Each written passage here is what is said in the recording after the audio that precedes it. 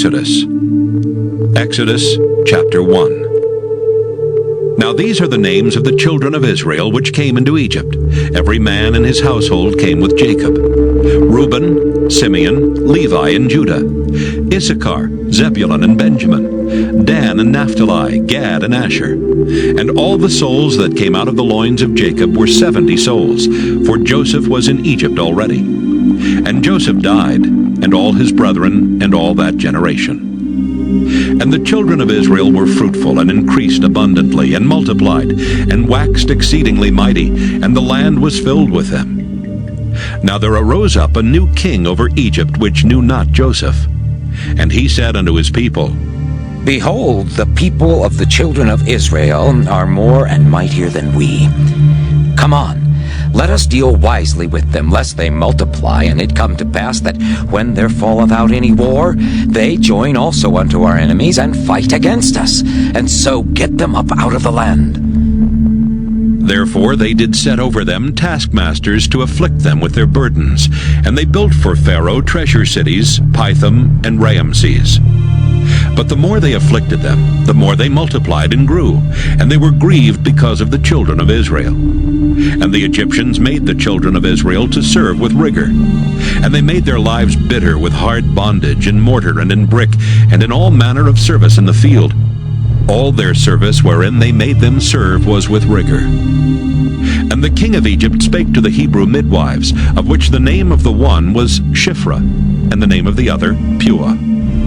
And he said, When ye do the office of a midwife to the Hebrew women, and see them upon the stools, if it be a son, then ye shall kill him. But if it be a daughter, then she shall live. But the midwives feared God, and did not as the king of Egypt commanded them, but saved the men children alive. And the king of Egypt called for the midwives, and said unto them, Why have ye done this thing, and have saved the men children alive? And the midwives said unto Pharaoh, Because the Hebrew women are not as the Egyptian women, for they are lively, and are delivered ere the midwives come in unto them. Therefore God dealt well with the midwives, and the people multiplied and waxed very mighty. And it came to pass, because the midwives feared God, that he made them houses. And Pharaoh charged all his people, saying, Every son that is born ye shall cast into the river, and every daughter ye shall save alive. Exodus chapter 2. And there went a man of the house of Levi, and took to wife a daughter of Levi. And the woman conceived and bare a son. And when she saw him that he was a goodly child, she hid him 3 months. And when she could not longer hide him, she took for him an ark of bulrushes, and daubed it with slime and with pitch, and put the child therein. And she laid it in the flags by the river's brink. And his sister stood afar off, to wit what would be done to him. And the daughter of Pharaoh came down to wash herself at the river, and her maidens walked along by the river's side. And when she saw the ark among the flags, she sent her maid to fetch it. And when she had opened it, she saw the child, and behold, the babe wept. And she had compassion on him, and said, This is one of the Hebrews' children. Then said his sister to Pharaoh's daughter, Shall I go and call to thee a nurse of the Hebrew women, that she may nurse the child for thee? And Pharaoh's daughter said to her, Go. And the maid went and called the child's mother. And Pharaoh's daughter said unto her, Take this child away and nurse it for me, and I will give thee thy wages. And the woman took the child and nursed it. And the child grew, and she brought him unto Pharaoh's daughter, and he became her son. And she called his name Moses. And she said, Because I drew him out of the water. And it came to pass in those days, when Moses was grown, that he went out unto his brethren, and looked on their burdens. And he spied an Egyptian smiting an Hebrew, one of his brethren. And he looked this way and that way, and when he saw that there was no man, he slew the Egyptian, and hid him in the sand. And when he went out the second day, behold, 2 men of the Hebrews strove together. And he said to him that did the wrong, Wherefore smitest thou thy fellow?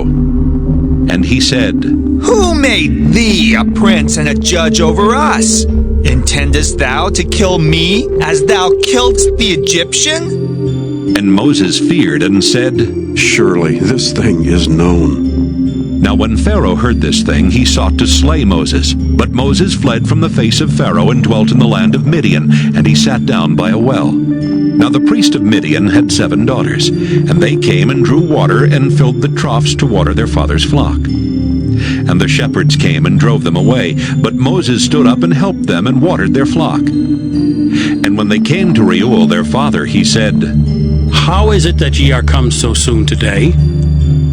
And they said, An Egyptian delivered us out of the hand of the shepherds, and also drew water enough for us and watered the flock. And he said unto his daughters, And where is he? Why is it that ye have left the man? Call him, that he may eat bread. And Moses was content to dwell with the man. And he gave Moses Zipporah his daughter. And she bare him a son, and he called his name Gershom. For he said, I have been a stranger in a strange land. And it came to pass in process of time that the king of Egypt died. And the children of Israel sighed by reason of the bondage, and they cried, and their cry came up unto God by reason of the bondage. And God heard their groaning, and God remembered his covenant with Abraham, with Isaac, and with Jacob. And God looked upon the children of Israel, and God had respect unto them. Exodus chapter 3. Now Moses kept the flock of Jethro his father-in-law, the priest of Midian, and he led the flock to the backside of the desert, and came to the mountain of God, even to Horeb. And the angel of the Lord appeared unto him in a flame of fire out of the midst of a bush. And he looked, and behold, the bush burned with fire, and the bush was not consumed. And Moses said, I will now turn aside and see this great sight, why the bush is not burnt. And when the Lord saw that he turned aside to see, God called unto him out of the midst of the bush, and said, Moses, Moses. And he said, Here am I. And he said, Draw not nigh hither. Put off thy shoes from off thy feet, for the place whereon thou standest is holy ground. Moreover he said, I am the God of thy father, the God of Abraham, the God of Isaac, and the God of Jacob. And Moses hid his face, for he was afraid to look upon God. And the Lord said, I have surely seen the affliction of my people which are in Egypt, and have heard their cry by reason of their taskmasters, for I know their sorrows. And I am come down to deliver them out of the hand of the Egyptians, and to bring them up out of that land unto a good land and a large, unto a land flowing with milk and honey, unto the place of the Canaanites, and the Hittites, and the Amorites, and the Perizzites, and the Hivites, and the Jebusites.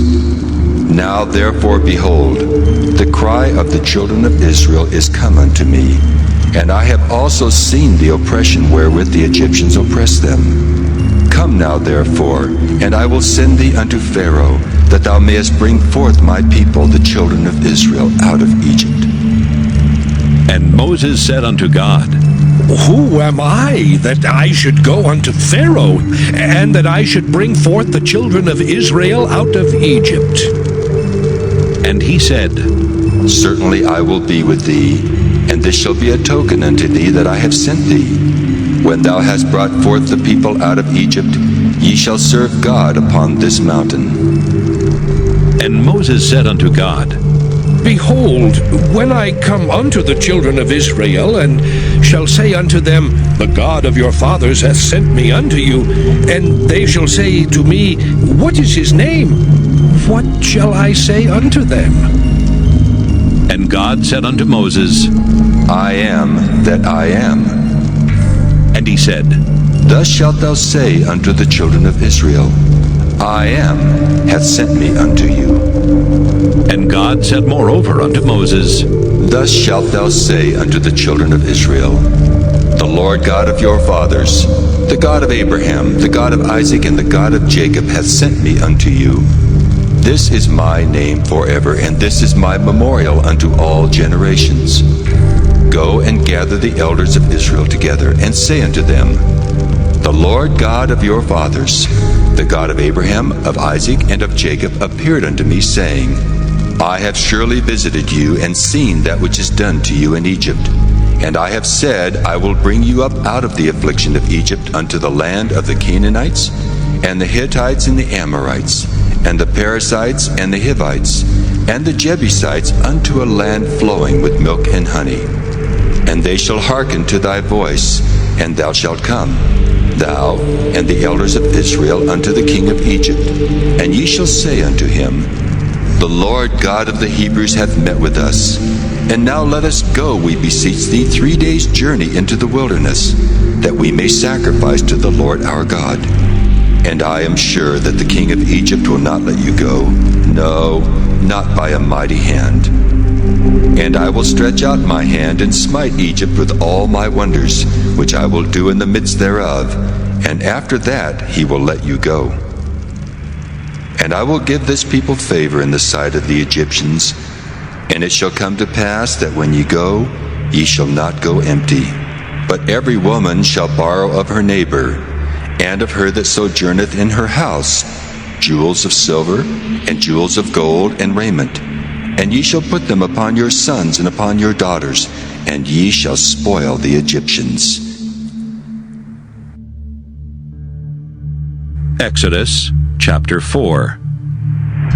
And Moses answered and said, But behold, they will not believe me, nor hearken unto my voice, for they will say, The Lord hath not appeared unto thee. And the Lord said unto him, What is that in thine hand?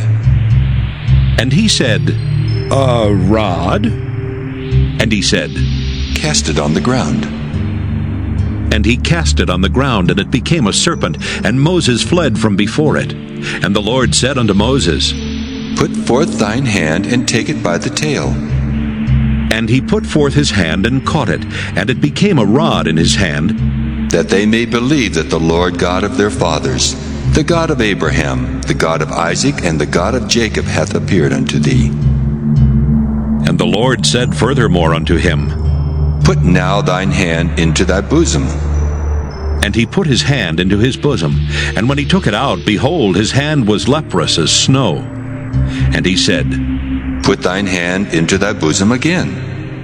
And he put his hand into his bosom again, and plucked it out of his bosom, and behold, it was turned again as his other flesh. And it shall come to pass, if they will not believe thee, neither hearken to the voice of the first sign, that they will believe the voice of the latter sign.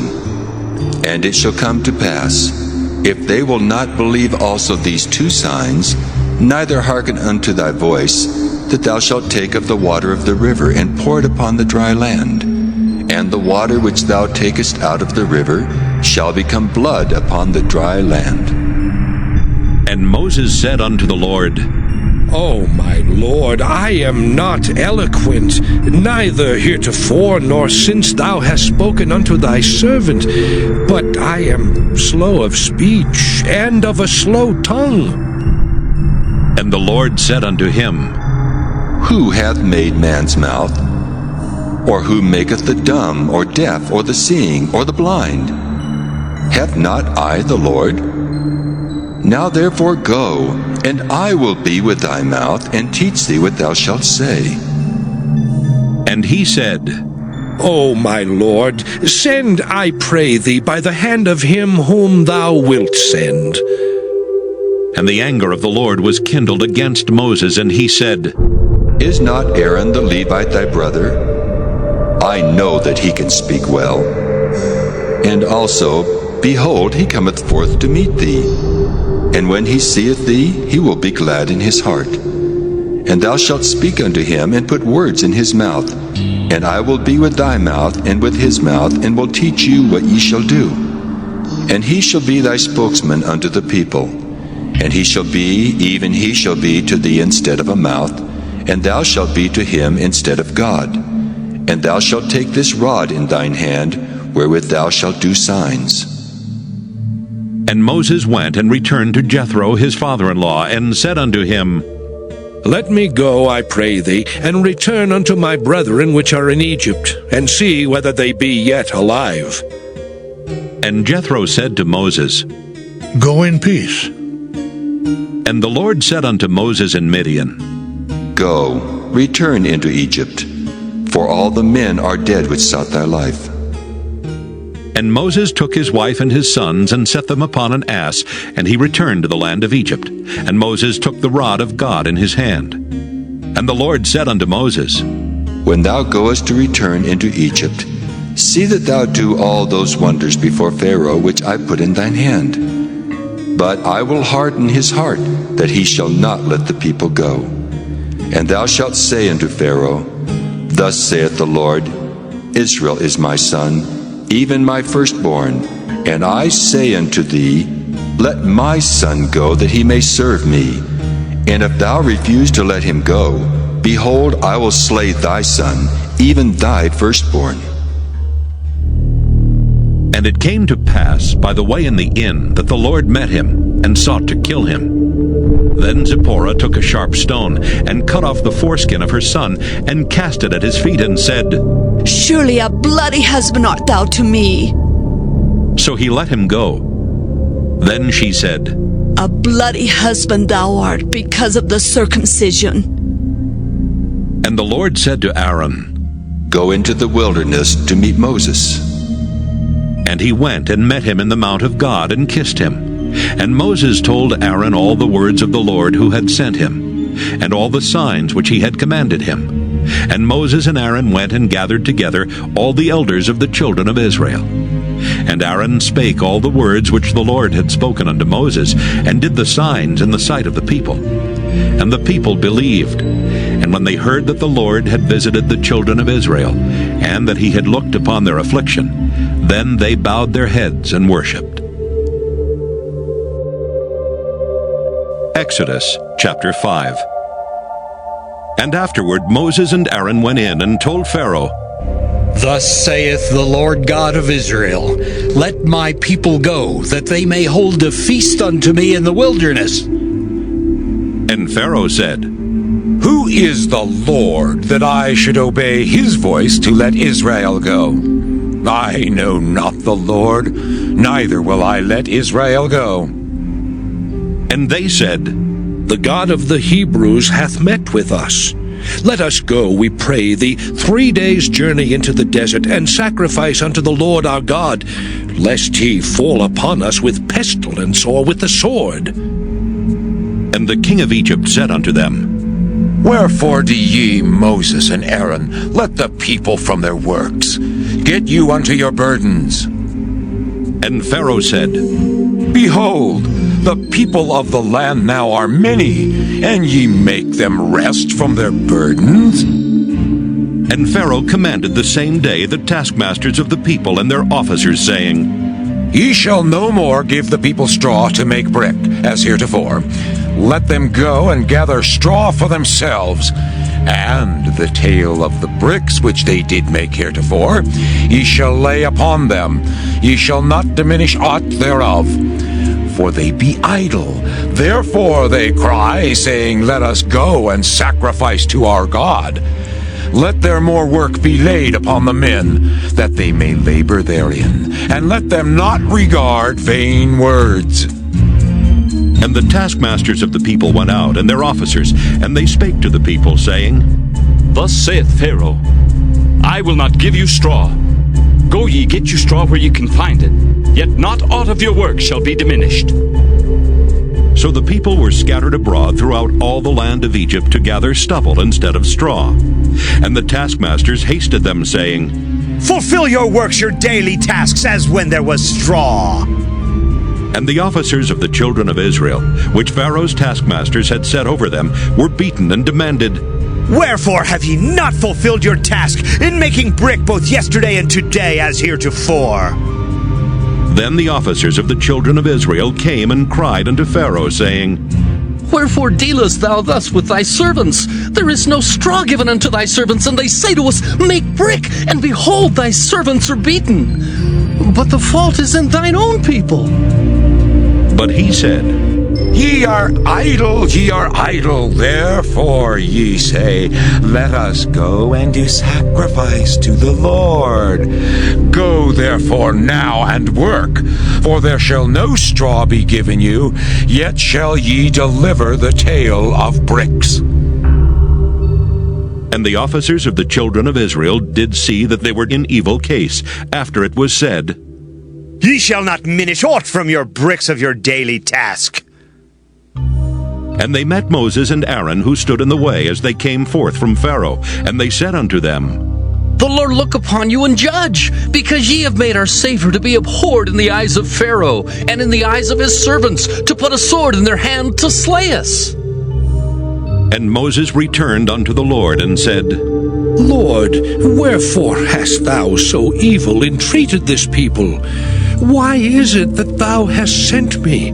For since I came to Pharaoh to speak in thy name, he hath done evil to this people.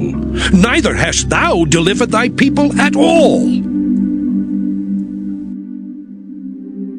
Exodus chapter 6. Then the Lord said unto Moses, Now shalt thou see what I will do to Pharaoh.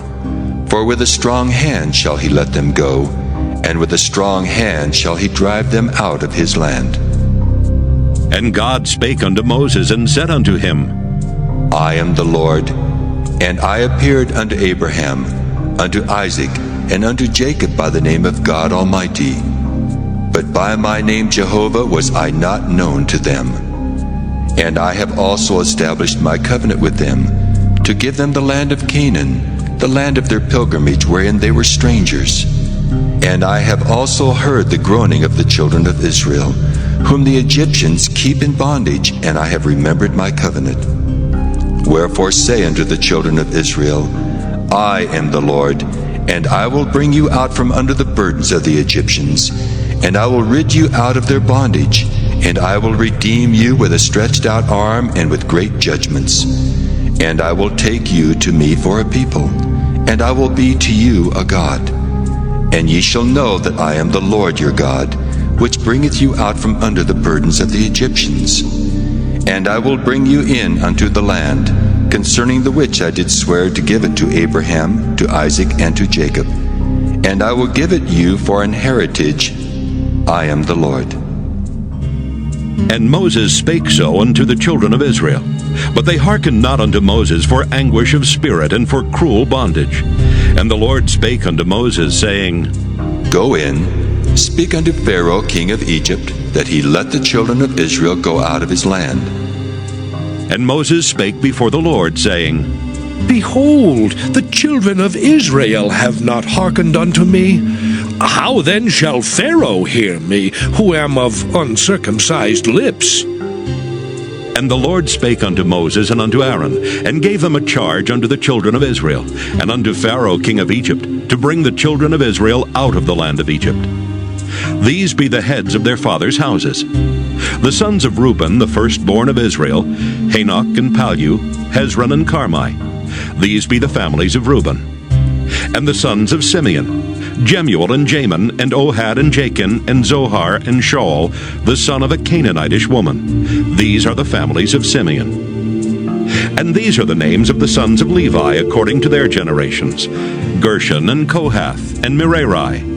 And the years of the life of Levi were 137 years. The sons of Gershon, Libni and Shimei according to their families.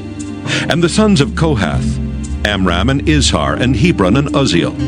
And the years of the life of Kohath were 133 years. And the sons of Merari, Mahali and Mushi. These are the families of Levi according to their generations. And Amram took him Jochebed, his father's sister, to wife, and she bare him Aaron and Moses. And the years of the life of Amram were 137 years. And the sons of Izhar, Korah and Nepheg and Zichri. And the sons of Uzziel, Mishael and Elzaphan and Zithri. And Aaron took him Elisheba, daughter of Aminadab, sister of Naashon, to wife, and she bare him Nadab and Abihu, Eleazar and Ithamar. And the sons of Korah, Asher and Elkanah and Abisaph. These are the families of the Korhites. And Eleazar, Aaron's son, took him one of the daughters of Putiel to wife, and she bare him Phinehas. These are the heads of the fathers of the Levites according to their families. These are that Aaron and Moses, to whom the Lord said, Bring out the children of Israel from the land of Egypt, according to their armies. These are they which spake to Pharaoh king of Egypt, to bring out the children of Israel from Egypt. These are that Moses and Aaron. And it came to pass on the day when the Lord spake unto Moses in the land of Egypt, that the Lord spake unto Moses, saying, I am the Lord. Speak thou unto Pharaoh king of Egypt all that I say unto thee. And Moses said before the Lord, Lord, behold, I am of uncircumcised lips, and how shall Pharaoh hearken unto me? Exodus chapter 7. And the Lord said unto Moses, See, I have made thee a god to Pharaoh, and Aaron thy brother shall be thy prophet. Thou shalt speak all that I command thee, and Aaron thy brother shall speak unto Pharaoh, that he send the children of Israel out of his land. And I will harden Pharaoh's heart, and multiply my signs and my wonders in the land of Egypt. But Pharaoh shall not hearken unto you, that I may lay my hand upon Egypt, and bring forth mine armies, and my people the children of Israel out of the land of Egypt by great judgments. And the Egyptians shall know that I am the Lord, when I stretch forth mine hand upon Egypt, and bring out the children of Israel from among them. And Moses and Aaron did as the Lord commanded them, so did they. And Moses was 80 years old, and Aaron 83 years old, when they spake unto Pharaoh. And the Lord spake unto Moses and unto Aaron, saying, When Pharaoh shall speak unto you, saying, Show a miracle for you, then thou shalt say unto Aaron, Take thy rod and cast it before Pharaoh, and it shall become a serpent. And Moses and Aaron went in unto Pharaoh, and they did so as the Lord had commanded. And Aaron cast down his rod before Pharaoh and before his servants, and it became a serpent. Then Pharaoh also called the wise men and the sorcerers. Now the magicians of Egypt, they also did in like manner with their enchantments. For they cast down every man his rod, and they became serpents. But Aaron's rod swallowed up their rods. And he hardened Pharaoh's heart, that he hearkened not unto them, as the Lord had said. And the Lord said unto Moses, Pharaoh's heart is hardened, he refuseth to let the people go. Get thee unto Pharaoh in the morning.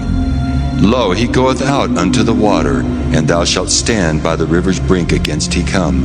And the rod which was turned to a serpent shalt thou take in thine hand, and thou shalt say unto him, The Lord God of the Hebrews hath sent me unto thee, saying, Let my people go, that they may serve me in the wilderness. And behold, hitherto thou wouldst not hear.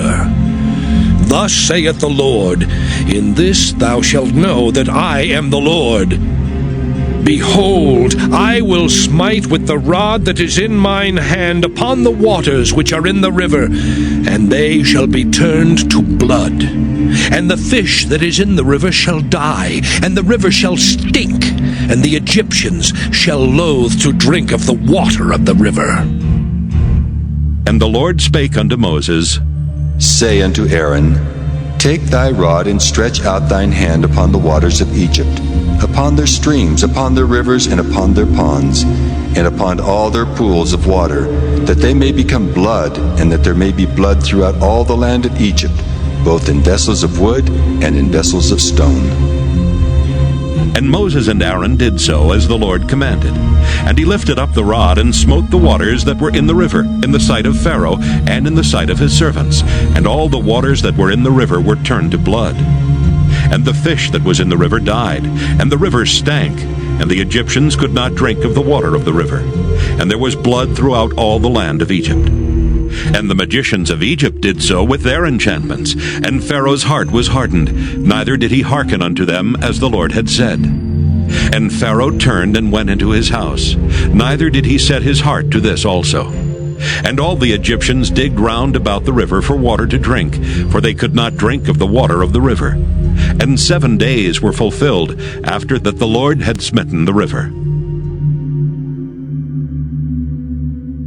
Exodus chapter 8.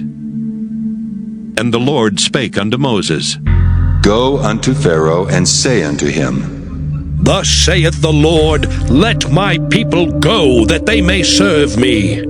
And if thou refuse to let them go, behold, I will smite all thy borders with frogs, and the river shall bring forth frogs abundantly, which shall go up and come into thine house, and into thy bedchamber, and upon thy bed, and into the house of thy servants, and upon thy people, and into thine ovens, and into thy kneading troughs.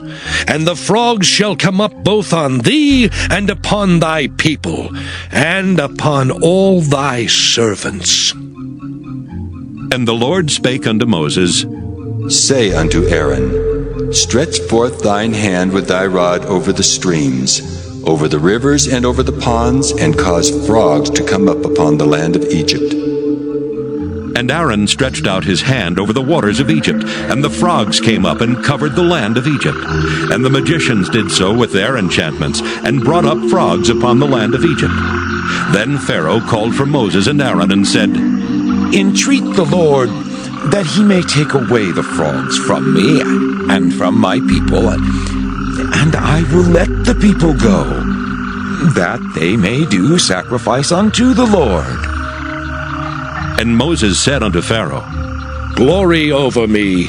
When shall I entreat for thee, and for thy servants, and for thy people, to destroy the frogs from thee and thy houses, that they may remain in the river only? And he said, Tomorrow. And he said, Be it according to thy word, that thou mayest know that there is none like unto the Lord our God. And the frogs shall depart from thee, and from thy houses, and from thy servants, and from thy people. They shall remain in the river only. And Moses and Aaron went out from Pharaoh. And Moses cried unto the Lord because of the frogs which he had brought against Pharaoh. And the Lord did according to the word of Moses, and the frogs died out of the houses, out of the villages, and out of the fields. And they gathered them together upon heaps, and the land stank. But when Pharaoh saw that there was respite, he hardened his heart, and hearkened not unto them, as the Lord had said. And the Lord said unto Moses, Say unto Aaron, Stretch out thy rod, and smite the dust of the land, that it may become lice throughout all the land of Egypt. And they did so. For Aaron stretched out his hand with his rod, and smote the dust of the earth, and it became lice in man and in beast.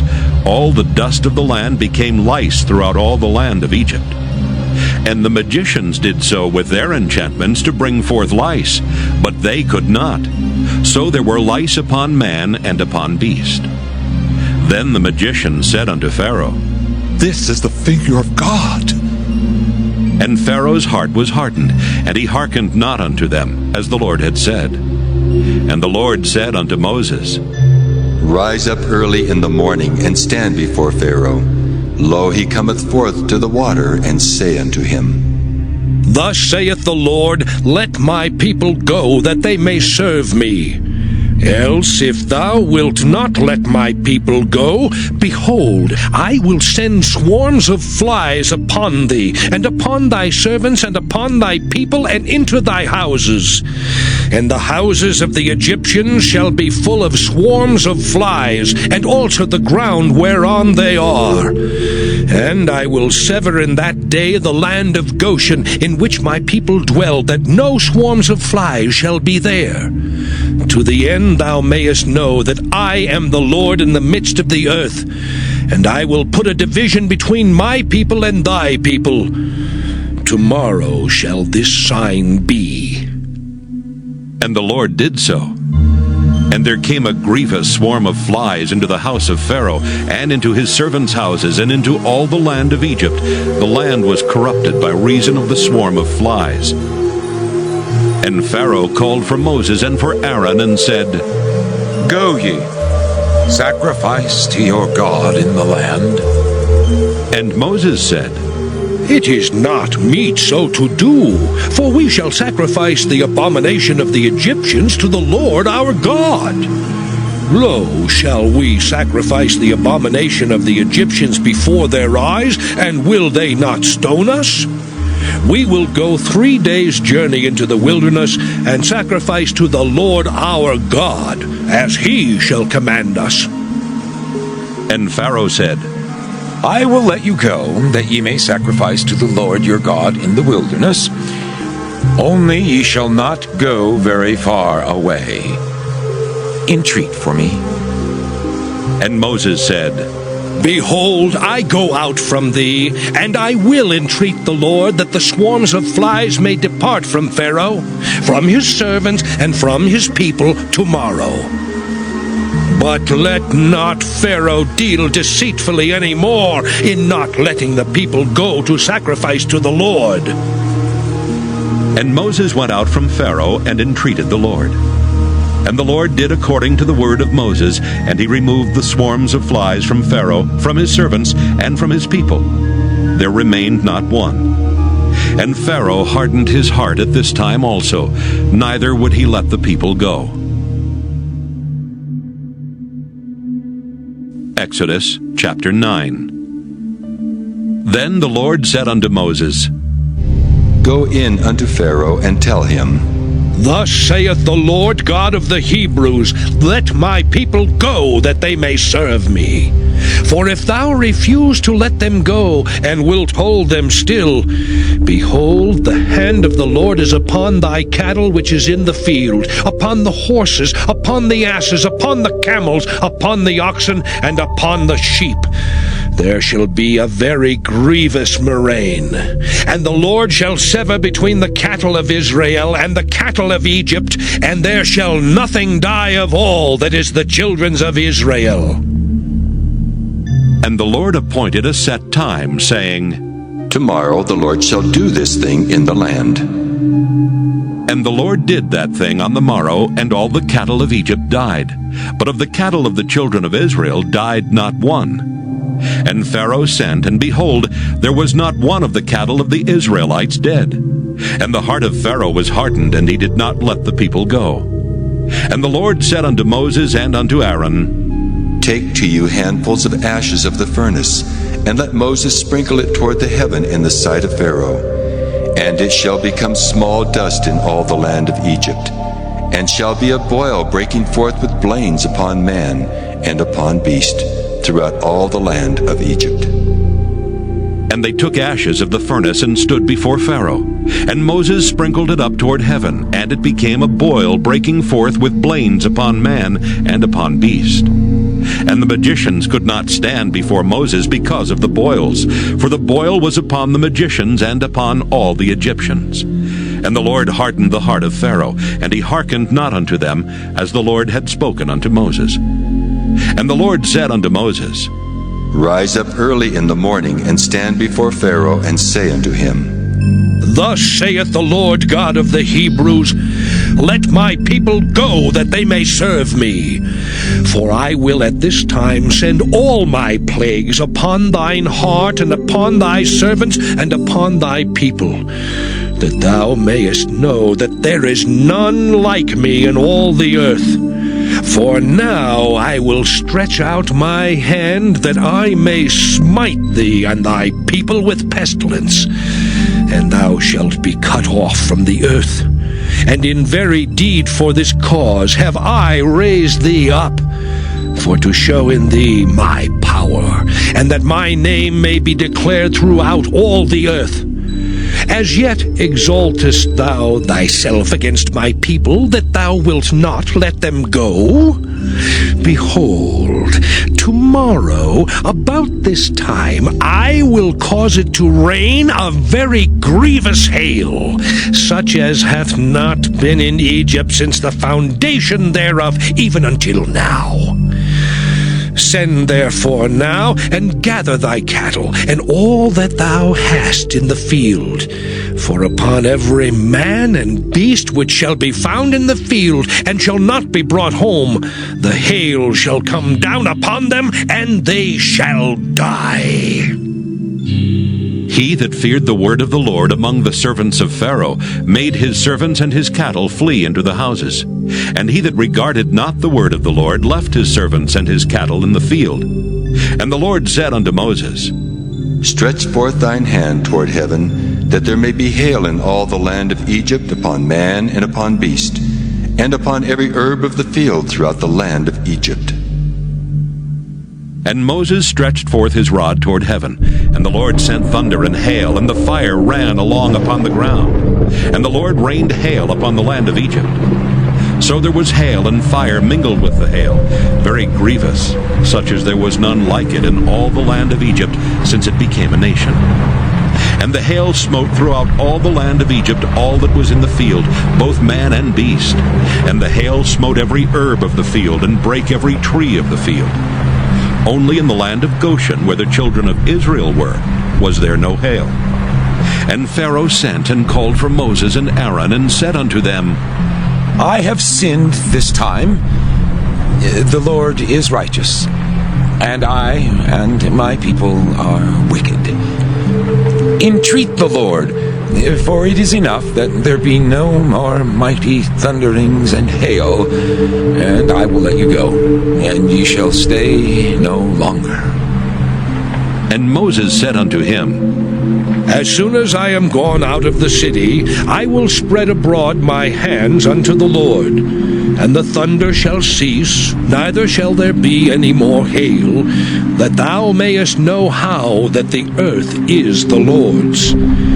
But as for thee and thy servants, I know that ye will not yet fear the Lord God.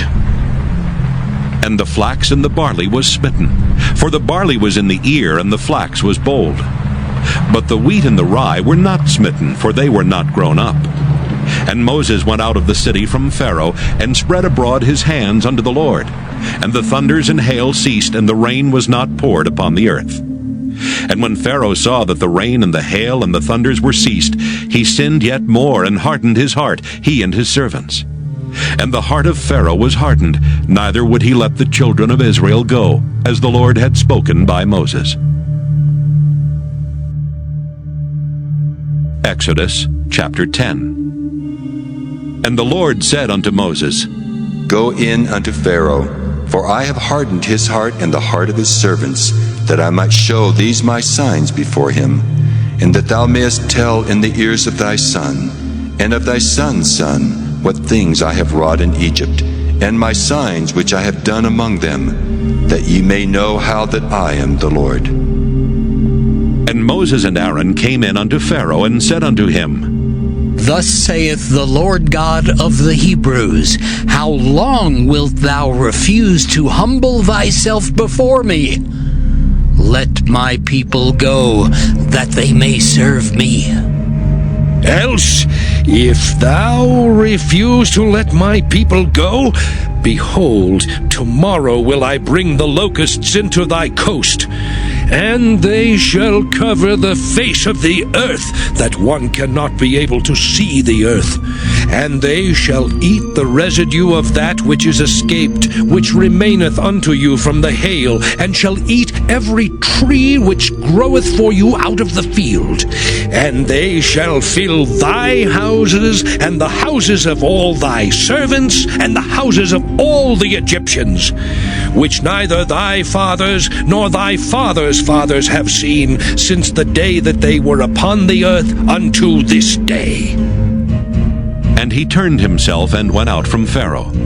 And Pharaoh's servants said unto him, How long shall this man be a snare to us? Let the men go, that they may serve the Lord their God. Knowest thou not yet that Egypt is destroyed? And Moses and Aaron were brought again unto Pharaoh, and he said unto them, Go, serve the Lord your God. But who are they that shall go? And Moses said, We will go with our young and with our old, with our sons and with our daughters, with our flocks and with our herds will we go, for we must hold a feast unto the Lord. And he said unto them, Let the Lord be so with you, as I will let you go. and your little ones? Look to it, for evil is before you. Not so. Go now, ye that are men, and serve the Lord, for that ye did desire. And they were driven out from Pharaoh's presence. And the Lord said unto Moses, Stretch out thine hand over the land of Egypt, for the locusts, that they may come up upon the land of Egypt, and eat every herb of the land, even all that the hail hath left. And Moses stretched forth his rod over the land of Egypt, and the Lord brought an east wind upon the land all that day and all that night. And when it was morning, the east wind brought the locusts. And the locusts went up over all the land of Egypt, and rested in all the coasts of Egypt. Very grievous were they. Before them there were no such locusts as they, neither after them shall be such. For they covered the face of the whole earth, so that the land was darkened. And they did eat every herb of the land, and all the fruit of the trees which the hail had left. And there remained not any green thing in the trees, or in the herbs of the field, through all the land of Egypt. Then Pharaoh called for Moses and Aaron in haste, and he said, I have sinned against the Lord your God, and against you. Now therefore forgive, I pray thee, my sin only this once, and entreat the Lord your God, that he may take away from me this death only. And he went out from Pharaoh and entreated the Lord. And the Lord turned a mighty strong west wind, which took away the locusts and cast them into the Red Sea. There remained not one locust in all the coasts of Egypt. But the Lord hardened Pharaoh's heart, so that he would not let the children of Israel go. And the Lord said unto Moses, Stretch out thine hand toward heaven, that there may be darkness over the land of Egypt, even darkness which may be felt. And Moses stretched forth his hand toward heaven, and there was a thick darkness in all the land of Egypt 3 days. They saw not one another, neither rose any from his place for 3 days. But all the children of Israel had light in their dwellings. And Pharaoh called unto Moses and said, Go ye, serve the Lord, only let your flocks and your herds be stayed. Let your little ones also go with you. And Moses said, Thou must give us also sacrifices and burnt offerings, that we may sacrifice unto the Lord our God. Our cattle also shall go with us. There shall not an hoof be left behind. For thereof must we take to serve the Lord our God. And we know not with what we must serve the Lord until we come thither. But the Lord hardened Pharaoh's heart, and he would not let them go. And Pharaoh said unto him, Get thee from me! Take heed to thyself, see my face no more, for in that day thou seest my face, thou shalt die. And Moses said, Thou hast spoken well. I will see thy face again no more. Exodus chapter 11. And the Lord said unto Moses, Yet will I bring one plague more upon Pharaoh and upon Egypt. Afterwards he will let you go hence. When he shall let you go, he shall surely thrust you out hence altogether. Speak now in the ears of the people, and let every man borrow of his neighbor, and every woman of her neighbor, jewels of silver and jewels of gold. And the Lord gave the people favor in the sight of the Egyptians. Moreover, the man Moses was very great in the land of Egypt, in the sight of Pharaoh's servants, and in the sight of the people. And Moses said, Thus saith the Lord, About midnight will I go out into the midst of Egypt, and all the firstborn in the land of Egypt shall die, from the firstborn of Pharaoh that sitteth upon his throne, even unto the firstborn of the maidservant that is behind the mill, and all the firstborn of beasts. And there shall be a great cry throughout all the land of Egypt, such as there was none like it, nor shall be like it any more. But against any of the children of Israel shall not a dog move his tongue against man or beast, that ye may know how that the Lord doth put a difference between the Egyptians and Israel. And all these thy servants shall come down unto me, and bow down themselves unto me, saying, Get thee out, and all the people that follow thee. And after that I will go out. And he went out from Pharaoh in a great anger. And the Lord said unto Moses, Pharaoh shall not hearken unto you, that my wonders may be multiplied in the land of Egypt. And Moses and Aaron did all these wonders before Pharaoh. And the Lord hardened Pharaoh's heart, so that he would not let the children of Israel go out of his land. Exodus chapter 12. And the Lord spake unto Moses and Aaron in the land of Egypt, saying, This month shall be unto you the beginning of months. It shall be the first month of the year to you. Speak ye unto all the congregation of Israel, saying, In the 10th day of this month they shall take to them every man a lamb, according to the house of their fathers, a lamb for an house. And if the household be too little for the lamb, let him and his neighbor next unto his house take it according to the number of the souls. Every man according to his eating shall make your count for the lamb.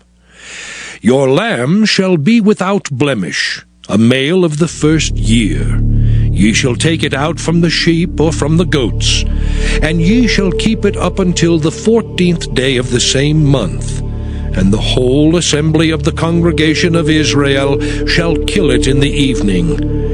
And they shall take of the blood, and strike it on the 2 side posts and on the upper doorpost of the houses wherein they shall eat it.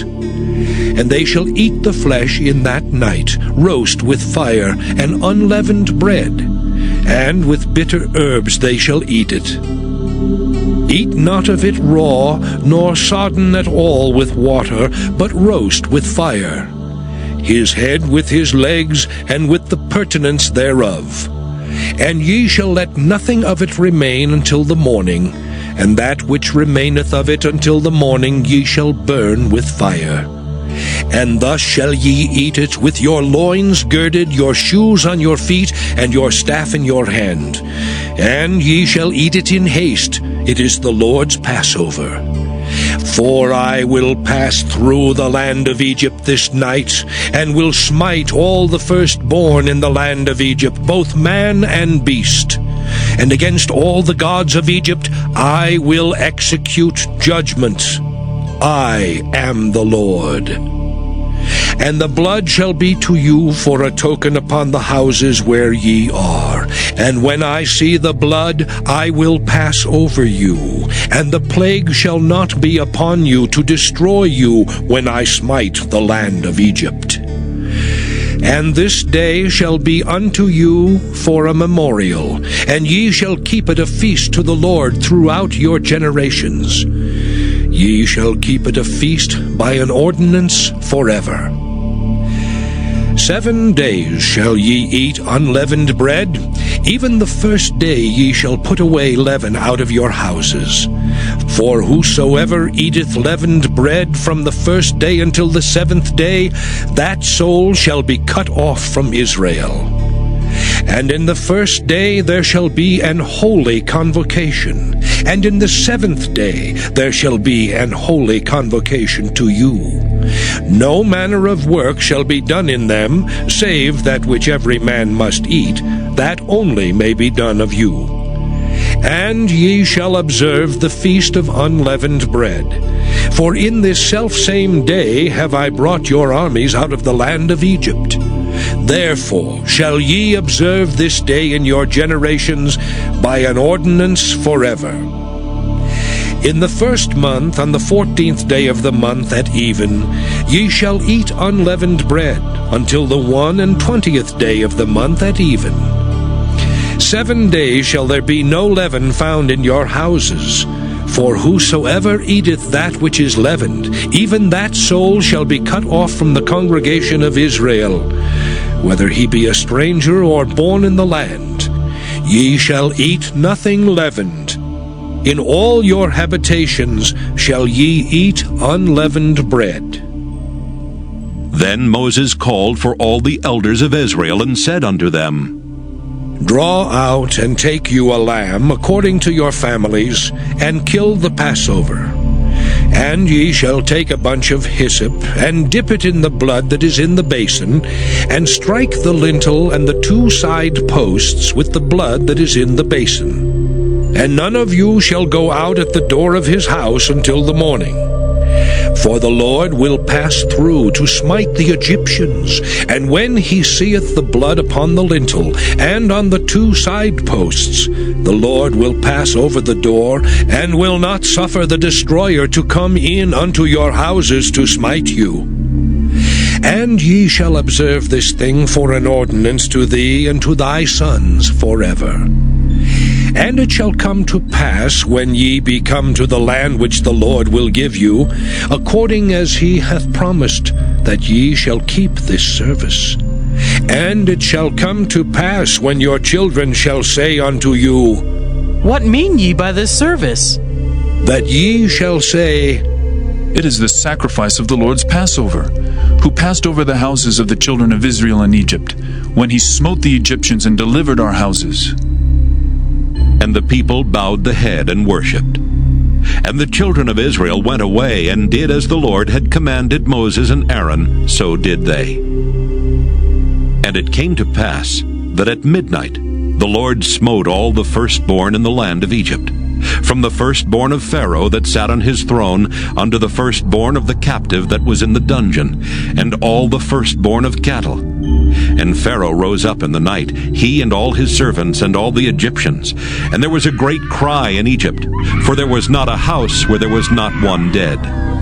And he called for Moses and Aaron by night and said, Rise up, and get you forth from among my people, both ye and the children of Israel, and go, serve the Lord as ye have said. Also take your flocks and your herds as ye have said, and be gone. And bless me also. And the Egyptians were urgent upon the people, that they might send them out of the land in haste. For they said, We be all dead men! And the people took their dough before it was leavened, their kneading troughs being bound up in their clothes upon their shoulders. And the children of Israel did according to the word of Moses. And they borrowed of the Egyptians jewels of silver and jewels of gold and raiment. And the Lord gave the people favor in the sight of the Egyptians, so that they lent unto them such things as they required, and they spoiled the Egyptians. And the children of Israel journeyed from Ramesses to Succoth, about 600,000 on foot that were men beside children. And a mixed multitude went up also with them, and flocks and herds, even very much cattle. And they baked unleavened cakes of the dough which they brought forth out of Egypt, for it was not leavened, because they were thrust out of Egypt and could not tarry, neither had they prepared for themselves any victual. Now the sojourning of the children of Israel who dwelt in Egypt was 430 years. And it came to pass at the end of the 430 years, even the selfsame day it came to pass, that all the hosts of the Lord went out from the land of Egypt. It is a night to be much observed unto the Lord for bringing them out from the land of Egypt. This is that night of the Lord to be observed of all the children of Israel in their generations. And the Lord said unto Moses and Aaron, This is the ordinance of the Passover. There shall no stranger eat thereof, but every man's servant that is bought for money, when thou hast circumcised him, then shall he eat thereof. A foreigner and an hired servant shall not eat thereof. In one house shall it be eaten. Thou shalt not carry forth aught of the flesh abroad out of the house, neither shall ye break a bone thereof. All the congregation of Israel shall keep it. And when a stranger shall sojourn with thee, and will keep the Passover to the Lord, let all his males be circumcised, and then let him come near and keep it. And he shall be as one that is born in the land, for no uncircumcised person shall eat thereof. One law shall be to him that is homeborn, and unto the stranger that sojourneth among you. Thus did all the children of Israel. As the Lord commanded Moses and Aaron, so did they. And it came to pass the selfsame day that the Lord did bring the children of Israel out of the land of Egypt by their armies. Exodus chapter 13. And the Lord spake unto Moses, saying, Sanctify unto me all the firstborn, whatsoever openeth the womb among the children of Israel, both of man and of beast. It is mine. And Moses said unto the people, Remember this day in which ye came out from Egypt, out of the house of bondage. For by strength of hand the Lord brought you out from this place. There shall no leavened bread be eaten. This day came ye out in the month Abib. And it shall be when the Lord shall bring thee into the land of the Canaanites, and the Hittites, and the Amorites, and the Hivites, and the Jebusites, which he sware unto thy fathers to give thee, a land flowing with milk and honey, that thou shalt keep this service in this month. 7 days thou shalt eat unleavened bread, and in the 7th day shall be a feast to the Lord. Unleavened bread shall be eaten 7 days, and there shall no leavened bread be seen with thee, neither shall there be leaven seen with thee in all thy quarters. And thou shalt show thy son in that day, saying, This is done because of that which the Lord did unto me when I came forth out of Egypt. And it shall be for a sign unto thee upon thine hand, and for a memorial between thine eyes, that the Lord's law may be in thy mouth. For with a strong hand hath the Lord brought thee out of Egypt. Thou shalt therefore keep this ordinance in his season from year to year. And it shall be when the Lord shall bring thee into the land of the Canaanites, as he sware unto thee and to thy fathers, and shall give it thee, that thou shalt set apart unto the Lord all that openeth the matrix, and every firstling that cometh of a beast which thou hast. The males shall be the Lord's. And every firstling of an ass thou shalt redeem with a lamb. And if thou wilt not redeem it, then thou shalt break his neck. And all the firstborn of man among thy children shalt thou redeem. And it shall be when thy son asketh thee in time to come, saying, What is this? That thou shalt say unto him, By strength of hand the Lord brought us out from Egypt, from the house of bondage. And it came to pass, when Pharaoh would hardly let us go, that the Lord slew all the firstborn in the land of Egypt, both the firstborn of man and the firstborn of beast. Therefore I sacrificed to the Lord all that open the matrix, being males. But all the firstborn of my children I redeem. And it shall be for a token upon thine hand, and for frontlets between thine eyes. For by strength of hand the Lord brought us forth out of Egypt. And it came to pass, when Pharaoh had let the people go, that God led them not through the way of the land of the Philistines, although that was near. For God said, Lest peradventure the people repent when they see war, and they return to Egypt. But God led the people about through the way of the wilderness of the Red Sea, and the children of Israel went up harnessed out of the land of Egypt. And Moses took the bones of Joseph with him, for he had straitly sworn the children of Israel, saying, God will surely visit you, and ye shall carry up my bones away hence with you. And they took their journey from Succoth, and encamped in Etham in the edge of the wilderness. And the Lord went before them by day in a pillar of a cloud, to lead them the way, and by night in a pillar of fire, to give them light, to go by day and night. He took not away the pillar of the cloud by day, nor the pillar of fire by night from before the people. Exodus chapter 14. And the Lord spake unto Moses, saying, Speak unto the children of Israel, that they turn and encamp before Pi-hahiroth, between Migdol and the sea, over against Baal-zephon. Before it shall ye encamp by the sea.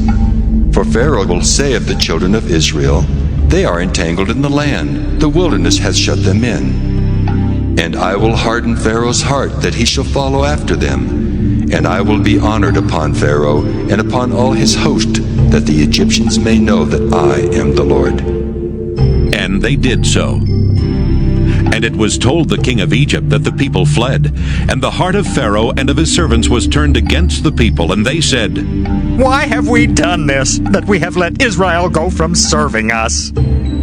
And he made ready his chariot and took his people with him. And he took 600 chosen chariots and all the chariots of Egypt, and captains over every one of them. And the Lord hardened the heart of Pharaoh, king of Egypt, and he pursued after the children of Israel. And the children of Israel went out with an high hand. But the Egyptians pursued after them, all the horses and chariots of Pharaoh, and his horsemen and his army, and overtook them encamping by the sea, beside Pi-hahiroth, before Baal-zephon. And when Pharaoh drew nigh, the children of Israel lifted up their eyes, and behold, the Egyptians marched after them.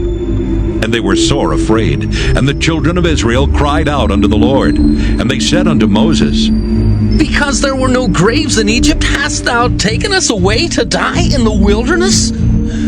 Wherefore hast thou dealt thus with us, to carry us forth out of Egypt? Is not this the word that we did tell thee in Egypt, saying, Let us alone, that we may serve the Egyptians? For it had been better for us to serve the Egyptians, than that we should die in the wilderness." And Moses said unto the people, "Fear ye not. Stand still and see the salvation of the Lord, which he will show to you today. For the Egyptians whom ye have seen today, ye shall see them again no more forever. The Lord shall fight for you, and ye shall hold your peace." And the Lord said unto Moses, "Wherefore criest thou unto me? Speak unto the children of Israel that they go forward. But lift thou up thy rod, and stretch out thine hand over the sea, and divide it. And the children of Israel shall go on dry ground through the midst of the sea. And behold, I will harden the hearts of the Egyptians, and they shall follow them. And I will get me honor upon Pharaoh, and upon all his host, upon his chariots, and upon his horsemen. And the Egyptians shall know that I am the Lord, when I have gotten me honor upon Pharaoh, upon his chariots, and upon his horsemen." And the angel of God, which went before the camp of Israel, removed and went behind them. And the pillar of the cloud went from before their face, and stood behind them. And it came between the camp of the Egyptians and the camp of Israel, and it was a cloud and darkness to them, but it gave light by night to these, so that the one came not near the other all the night. And Moses stretched out his hand over the sea, and the Lord caused the sea to go back by a strong east wind all that night, and made the sea dry land, and the waters were divided. And the children of Israel went into the midst of the sea upon the dry ground, and the waters were a wall unto them on their right hand and on their left. And the Egyptians pursued, and went in after them to the midst of the sea, even all Pharaoh's horses, his chariots, and his horsemen. And it came to pass that in the morning watch the Lord looked unto the host of the Egyptians through the pillar of fire and of the cloud, and troubled the host of the Egyptians, and took off their chariot wheels, that they drave them heavily. So that the Egyptians said, "Let us flee from the face of Israel! For the Lord fighteth for them against the Egyptians." And the Lord said unto Moses, "Stretch out thine hand over the sea, that the waters may come again upon the Egyptians, upon their chariots, and upon their horsemen." And Moses stretched forth his hand over the sea, and the sea returned to his strength when the morning appeared. And the Egyptians fled against it, and the Lord overthrew the Egyptians in the midst of the sea. And the waters returned and covered the chariots and the horsemen, and all the host of Pharaoh that came into the sea after them. There remained not so much as one of them. But the children of Israel walked upon dry land in the midst of the sea, and the waters were a wall unto them on their right hand and on their left. Thus the Lord saved Israel that day out of the hand of the Egyptians, and Israel saw the Egyptians dead upon the seashore. And Israel saw that great work which the Lord did upon the Egyptians, and the people feared the Lord, and believed the Lord and his servant Moses. Exodus chapter 15. Then sang Moses and the children of Israel this song unto the Lord, and spake, saying, I will sing unto the Lord, for he hath triumphed gloriously. The horse and his rider hath he thrown into the sea. The Lord is my strength and song, and he is become my salvation. He is my God, and I will prepare him an habitation, my father's God, and I will exalt him. The Lord is a man of war, the Lord is his name. Pharaoh's chariots and his host hath he cast into the sea. His chosen captains also are drowned in the Red Sea. The depths have covered them, they sank into the bottom as a stone. Thy right hand, O Lord, is become glorious in power. Thy right hand, O Lord, hath dashed in pieces the enemy. And in the greatness of thine excellency, thou hast overthrown them that rose up against thee. Thou sentest forth thy wrath, which consumed them as stubble. And with a blast of thy nostrils the waters were gathered together. The flood stood upright as an heap, and the depths were congealed in the heart of the sea.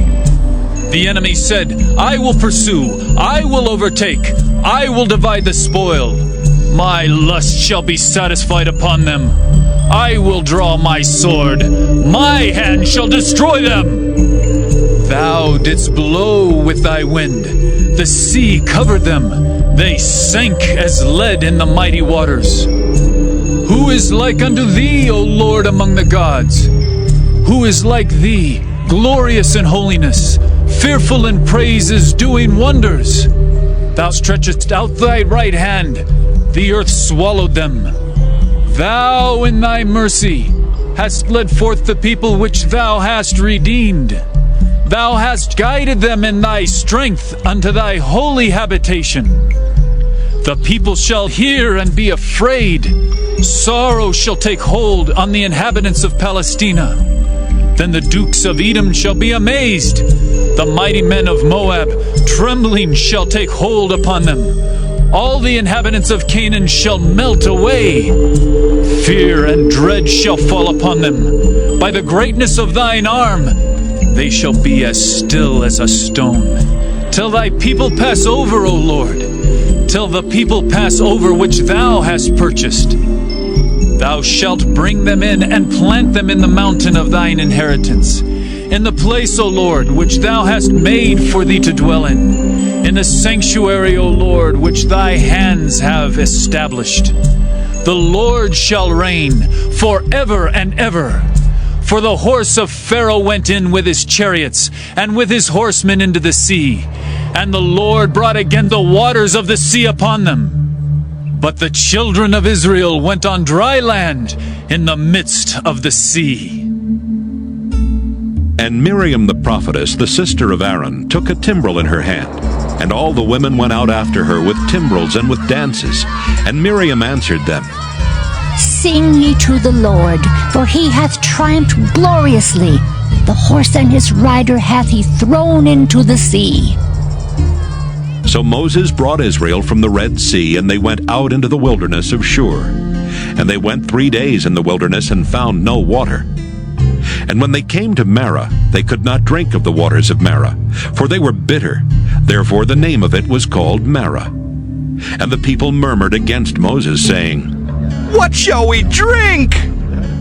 And he cried unto the Lord. And the Lord showed him a tree, which when he had cast into the waters were made sweet. There he made for them a statute and an ordinance, and there he proved them, and said, If thou wilt diligently hearken to the voice of the Lord thy God, and wilt do that which is right in his sight, and wilt give ear to his commandments, and keep all his statutes, I will put none of these diseases upon thee, which I have brought upon the Egyptians.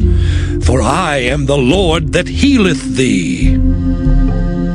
And they came to Elim, where were 12 wells of water, and 70 palm trees, and they encamped there by the waters. Exodus chapter 16. And they took their journey from Elim.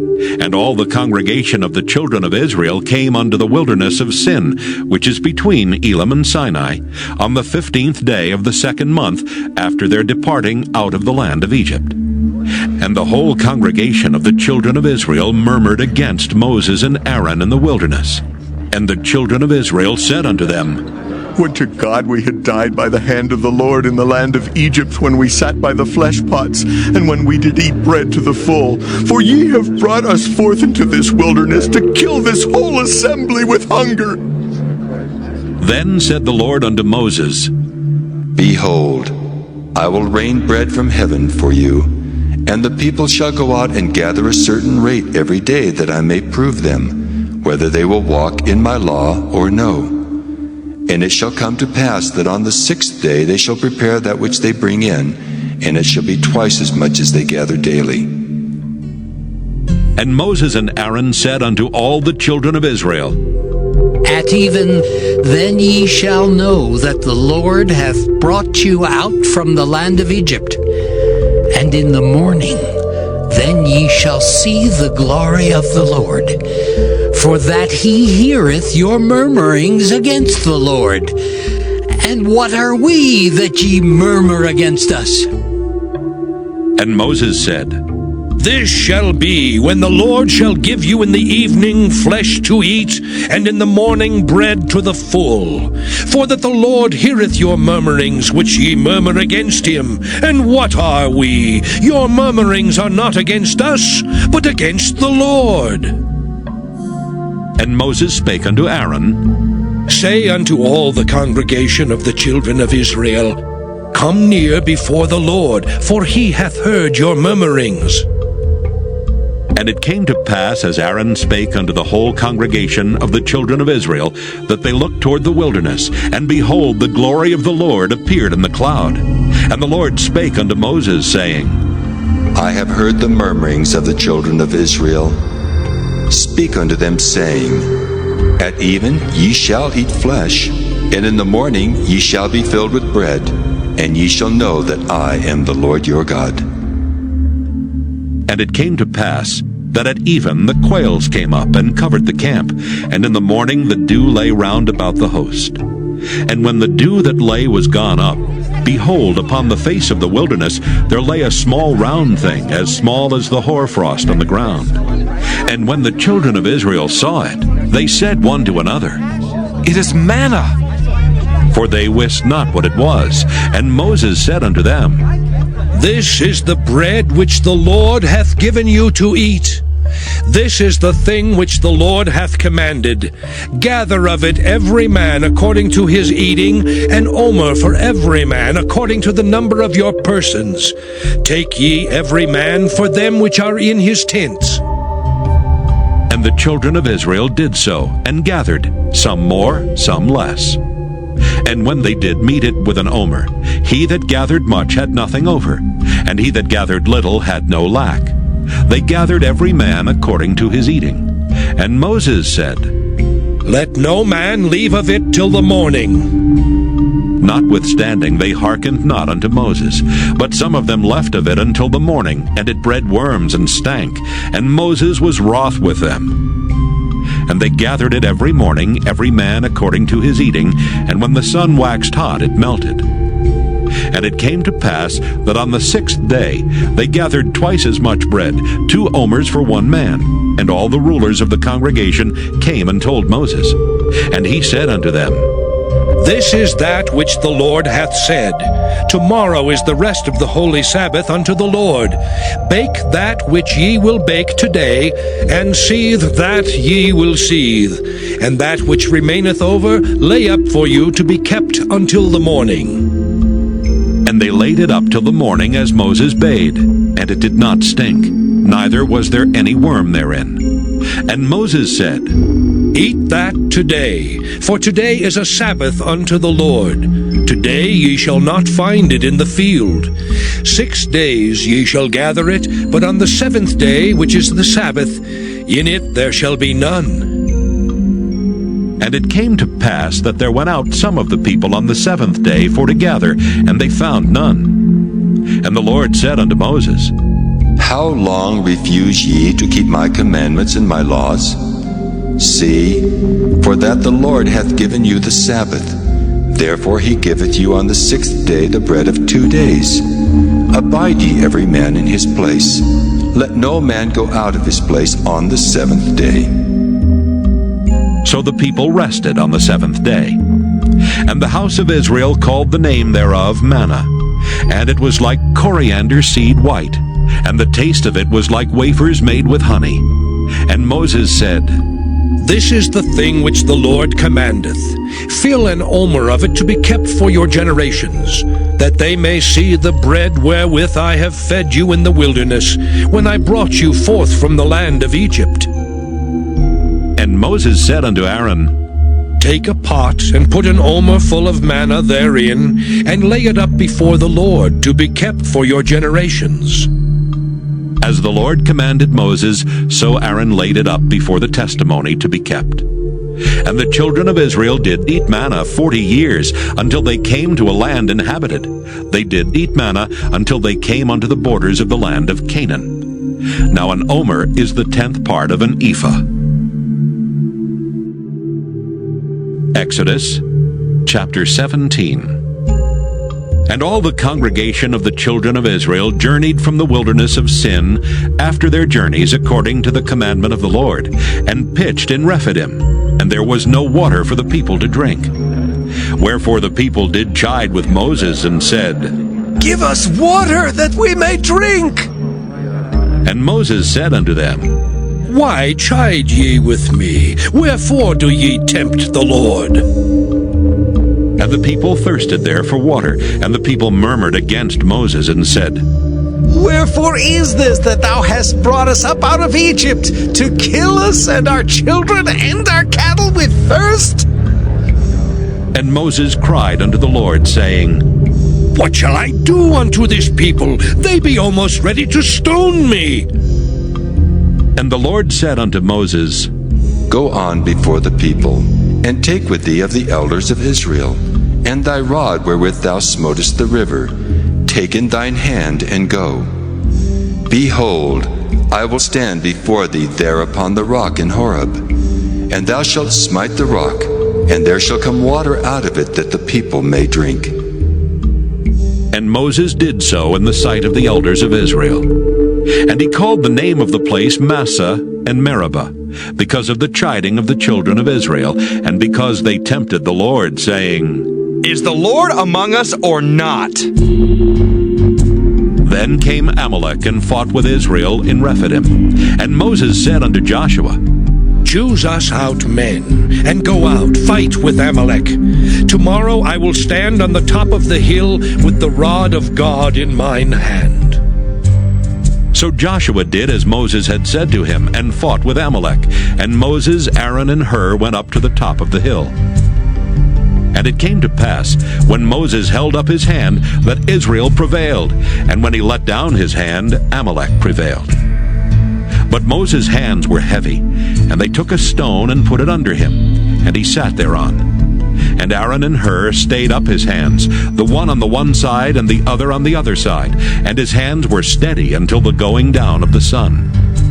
And Joshua discomfited Amalek and his people with the edge of the sword. And the Lord said unto Moses, Write this for a memorial in a book, and rehearse it in the ears of Joshua.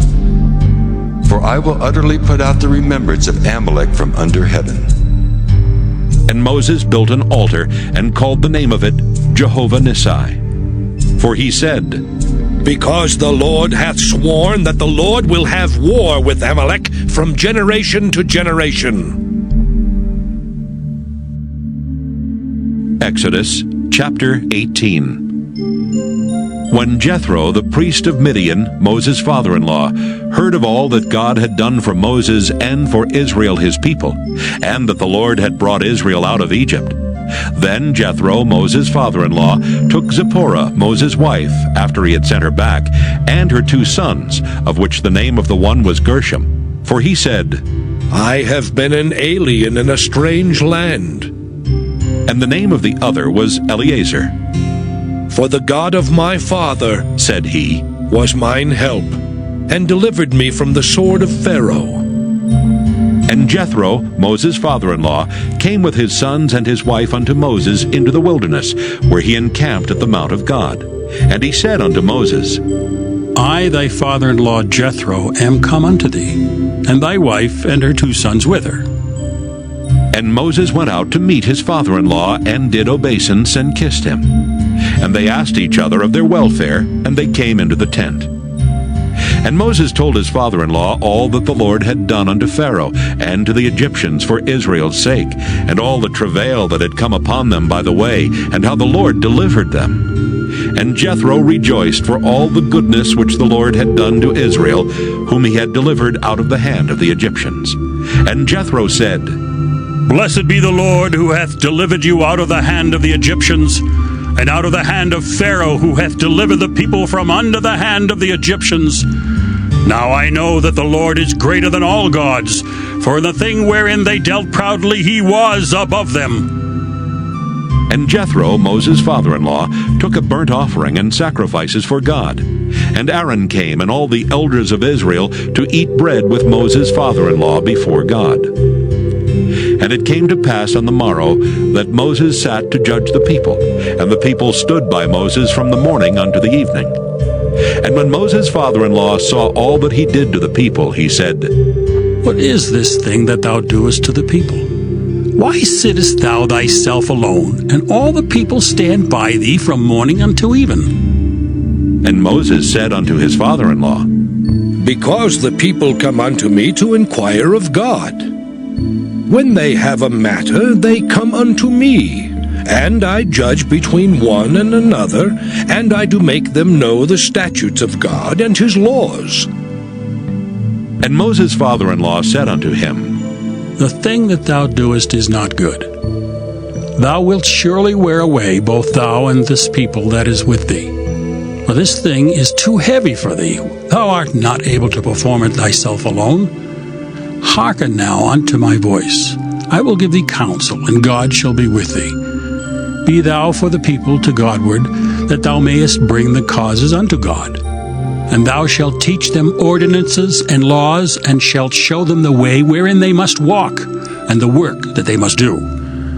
Moreover, thou shalt provide out of all the people able men such as fear God, men of truth, hating covetousness, and place such over them to be rulers of thousands, and rulers of hundreds, rulers of 50s, and rulers of 10s. And let them judge the people at all seasons. And it shall be that every great matter they shall bring unto thee, but every small matter they shall judge. So shall it be easier for thyself, and they shall bear the burden with thee. If thou shalt do this thing, and God command thee so, then thou shalt be able to endure, and all this people shall also go to their place in peace. So Moses hearkened to the voice of his father-in-law, and did all that he had said. And Moses chose able men out of all Israel, and made them heads over the people, rulers of thousands, rulers of hundreds, rulers of 50s, and rulers of 10s. And they judged the people at all seasons. The hard causes they brought unto Moses, but every small matter they judged themselves. And Moses let his father-in-law depart, and he went his way into his own land.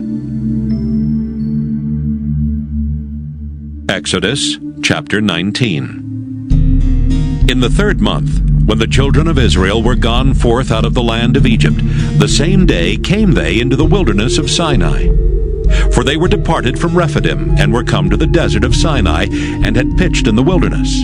And there Israel camped before the mount. And Moses went up unto God, and the Lord called unto him out of the mountain, saying, Thus shalt thou say to the house of Jacob, and tell the children of Israel, Ye have seen what I did unto the Egyptians, and how I bare you on eagle's wings, and brought you unto myself. Now therefore, if ye will obey my voice indeed, and keep my covenant, then ye shall be a peculiar treasure unto me above all people, for all the earth is mine. And ye shall be unto me a kingdom of priests, and an holy nation. These are the words which thou shalt speak unto the children of Israel. And Moses came and called for the elders of the people, and laid before their faces all these words which the Lord commanded him. And all the people answered together and said, All that the Lord hath spoken, we will do. And Moses returned the words of the people unto the Lord. And the Lord said unto Moses, Lo, I come unto thee in a thick cloud, that the people may hear when I speak with thee, and believe thee forever. And Moses told the words of the people unto the Lord. And the Lord said unto Moses, Go unto the people, and sanctify them today and tomorrow, and let them wash their clothes, and be ready against the third day. For the third day the Lord will come down in the sight of all the people upon Mount Sinai. And thou shalt set bounds unto the people round about, saying, Take heed to yourselves that ye go not up into the mount, or touch the border of it. Whosoever toucheth the mount shall be surely put to death. There shall not an hand touch it, but he shall surely be stoned or shot through. Whether it be beast or man, it shall not live. When the trumpet soundeth long, they shall come up to the mount. And Moses went down from the mount unto the people, and sanctified the people, and they washed their clothes. And he said unto the people, Be ready against the third day, come not at your wives. And it came to pass on the third day in the morning, that there were thunders and lightnings, and a thick cloud upon the mount, and the voice of the trumpet exceeding loud, so that all the people that was in the camp trembled. And Moses brought forth the people out of the camp to meet with God, and they stood at the nether part of the mount. And Mount Sinai was altogether on a smoke, because the Lord descended upon it in fire. And the smoke thereof ascended as the smoke of a furnace, and the whole mount quaked greatly. And when the voice of the trumpet sounded long, and waxed louder and louder, Moses spake, and God answered him by a voice. And the Lord came down upon Mount Sinai on the top of the mount. And the Lord called Moses up to the top of the mount, and Moses went up. And the Lord said unto Moses, Go down, charge the people, lest they break through unto the Lord to gaze, and many of them perish. And let the priests also, which come near to the Lord, sanctify themselves, lest the Lord break forth upon them. And Moses said unto the Lord, The people cannot come up to Mount Sinai, for thou chargest us, saying, Set bounds about the mount, and sanctify it. And the Lord said unto him, Away, get thee down, and thou shalt come up, thou and Aaron with thee. But let not the priests and the people break through to come up unto the Lord, lest he break forth upon them. So Moses went down unto the people, and spake unto them. Exodus chapter 20. And God spake all these words, saying, I am the Lord thy God, which have brought thee out of the land of Egypt, out of the house of bondage. Thou shalt have no other gods before me. Thou shalt not make unto thee any graven image, or any likeness of anything that is in heaven above, or that is in the earth beneath, or that is in the water under the earth. Thou shalt not bow down thyself to them, nor serve them. For I, the Lord thy God, am a jealous God, visiting the iniquity of the fathers upon the children unto the third and fourth generation of them that hate me, and showing mercy unto thousands of them that love me and keep my commandments. Thou shalt not take the name of the Lord thy God in vain, for the Lord will not hold him guiltless that taketh his name in vain. Remember the Sabbath day to keep it holy. 6 days shalt thou labor and do all thy work. But the seventh day is the Sabbath of the Lord thy God. In it thou shalt not do any work, thou, nor thy son, nor thy daughter, thy manservant, nor thy maidservant, nor thy cattle, nor thy stranger that is within thy gates. For in 6 days the Lord made heaven and earth, the sea, and all that in them is, and rested the seventh day. Wherefore the Lord blessed the Sabbath day, and hallowed it. Honor thy father and thy mother, that thy days may be long upon the land which the Lord thy God giveth thee. Thou shalt not kill. Thou shalt not commit adultery. Thou shalt not steal. Thou shalt not bear false witness against thy neighbor. Thou shalt not covet thy neighbor's house. Thou shalt not covet thy neighbor's wife, nor his manservant, nor his maidservant, nor his ox, nor his ass, nor anything that is thy neighbor's. And all the people saw the thunderings and the lightnings and the noise of the trumpet and the mountain smoking. And when the people saw it, they removed and stood afar off. And they said unto Moses, Speak thou with us, and we will hear, but let not God speak with us, lest we die. And Moses said unto the people, Fear not, for God is come to prove you, and that his fear may be before your faces, that ye sin not. And the people stood afar off, and Moses drew near unto the thick darkness where God was. And the Lord said unto Moses, Thus thou shalt say unto the children of Israel, Ye have seen that I have talked with you from heaven. Ye shall not make with me gods of silver, neither shall ye make unto you gods of gold. An altar of earth thou shalt make unto me, and shalt sacrifice thereon thy burnt offerings, and thy peace offerings, thy sheep and thine oxen. In all places where I record my name, I will come unto thee, and I will bless thee. And if thou wilt make me an altar of stone, thou shalt not build it of hewn stone. For if thou lift up thy tool upon it, thou hast polluted it. Neither shalt thou go up by steps unto mine altar, that thy nakedness be not discovered thereon. Exodus chapter 21. Now these are the judgments which thou shalt set before them. If thou buy an Hebrew servant, 6 years he shall serve, and in the 7th he shall go out free for nothing.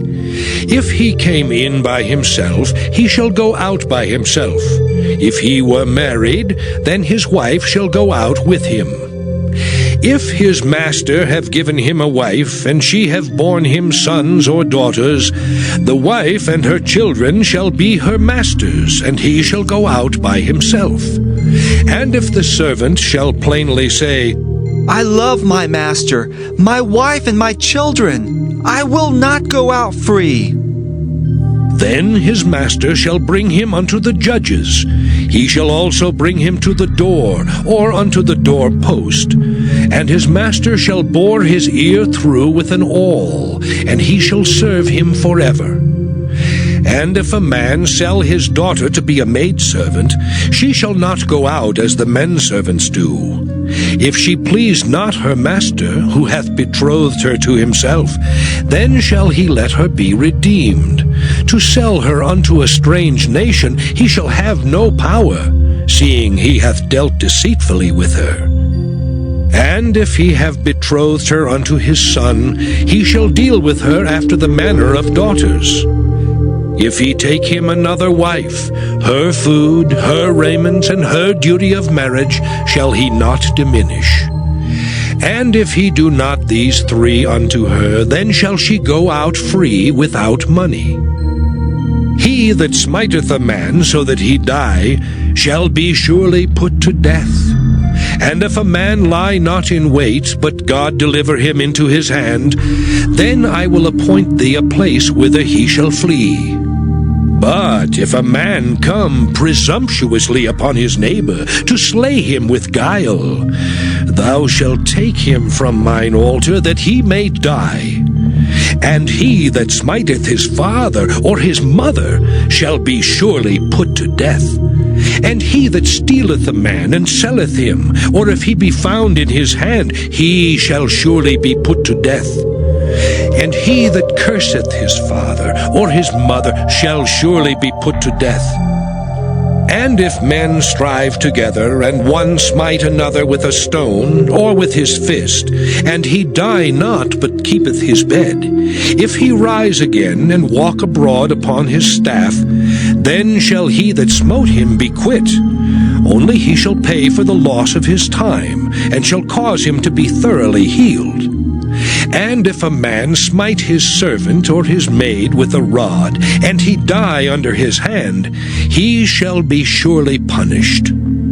Notwithstanding, if he continue a day or two, he shall not be punished, for he is his money.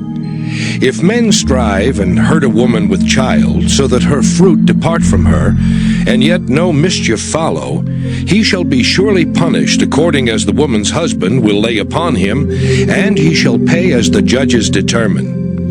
And if any mischief follow, then thou shalt give life for life, eye for eye, tooth for tooth, hand for hand, foot for foot, burning for burning, wound for wound, stripe for stripe. And if a man smite the eye of his servant, or the eye of his maid, that it perish, he shall let him go free for his eye's sake. And if he smite out his manservant's tooth, or his maidservant's tooth, he shall let him go free for his tooth's sake. If an ox gore a man or a woman, that they die, then the ox shall be surely stoned, and his flesh shall not be eaten, but the owner of the ox shall be quit. But if the ox were wont to push with his horn in time past, and it hath been testified to his owner, and he hath not kept him in, but that he hath killed a man or a woman, the ox shall be stoned, and his owner also shall be put to death. If there be laid on him a sum of money, then he shall give for the ransom of his life whatsoever is laid upon him. Whether he have gored a son, or have gored a daughter, according to this judgment shall it be done unto him. If the ox shall push a manservant or a maidservant, he shall give unto their master 30 shekels of silver, and the ox shall be stoned. And if a man shall open a pit, or if a man shall dig a pit and not cover it, and an ox or an ass fall therein, the owner of the pit shall make it good, and give money unto the owner of them, and the dead beast shall be his. And if one man's ox hurt another's, that he die, then they shall sell the live ox, and divide the money of it, and the dead ox also they shall divide. Or if it be known that the ox hath used to push in time past, and his owner hath not kept him in, he shall surely pay ox for ox, and the dead shall be his own. Exodus chapter 22. If a man shall steal an ox or a sheep, and kill it or sell it, he shall restore 5 oxen for an ox, and 4 sheep for a sheep. If a thief be found breaking up, and be smitten that he die, there shall no blood be shed for him. If the sun be risen upon him, there shall be blood shed for him, for he should make full restitution. If he have nothing, then he shall be sold for his theft. If the theft be certainly found in his hand alive, whether it be ox or ass or sheep, he shall restore double. If a man shall cause a field or vineyard to be eaten, and shall put in his beast, and shall feed in another man's field, of the best of his own field and of the best of his own vineyard shall he make restitution. If fire break out and catch in thorns, so that the stacks of corn or the standing corn or the field be consumed therewith, he that kindled the fire shall surely make restitution. If a man shall deliver unto his neighbor money or stuff to keep, and it be stolen out of the man's house, if the thief be found, let him pay double. If the thief be not found, then the master of the house shall be brought unto the judges, to see whether he have put his hand unto his neighbor's goods. For all manner of trespass, whether it be for ox, for ass, for sheep, for raiment, or for any manner of lost thing which another challengeth to be his, the cause of both parties shall come before the judges. And whom the judges shall condemn, he shall pay double unto his neighbor.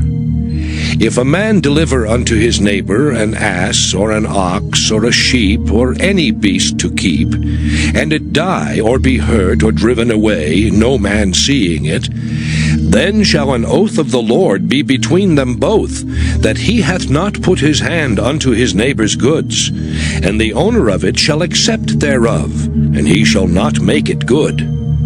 And if it be stolen from him, he shall make restitution unto the owner thereof. If it be torn in pieces, then let him bring it for witness, and he shall not make good that which was torn. And if a man borrow aught of his neighbor, and it be hurt or die, the owner thereof being not with it, he shall surely make it good. But if the owner thereof be with it, he shall not make it good. If it be an hired thing, it came for his hire. And if a man entice a maid that is not betrothed, and lie with her, he shall surely endow her to be his wife. If her father utterly refuse to give her unto him, he shall pay money according to the dowry of virgins. Thou shalt not suffer a witch to live. Whosoever lieth with a beast shall surely be put to death. He that sacrificeth unto any god save unto the Lord only, he shall be utterly destroyed. Thou shalt neither vex a stranger nor oppress him, for ye were strangers in the land of Egypt. Ye shall not afflict any widow or fatherless child. If thou afflict them in any wise, and they cry at all unto me, I will surely hear their cry. And my wrath shall wax hot, and I will kill you with the sword, and your wives shall be widows, and your children fatherless. If thou lend money to any of my people that is poor by thee, thou shalt not be to him as an usurer, neither shalt thou lay upon him usury. If thou at all take thy neighbor's raiment to pledge, thou shalt deliver it unto him by that the sun goeth down. For that is his covering only, it is his raiment for his skin. Wherein shall he sleep? And it shall come to pass, when he crieth unto me, that I will hear, for I am gracious. Thou shalt not revile the gods, nor curse the ruler of thy people. Thou shalt not delay to offer the first of thy ripe fruits and of thy liquors. The firstborn of thy sons shalt thou give unto me. Likewise shalt thou do with thine oxen and with thy sheep. 7 days it shall be with his dam. On the 8th day thou shalt give it me. And ye shall be holy men unto me. Neither shall ye eat any flesh that is torn of beasts in the field. Ye shall cast it to the dogs. Exodus chapter 23. Thou shalt not raise a false report. Put not thine hand with the wicked to be an unrighteous witness. Thou shalt not follow a multitude to do evil. Neither shalt thou speak in a cause to decline after many to wrest judgment. Neither shalt thou countenance a poor man in his cause.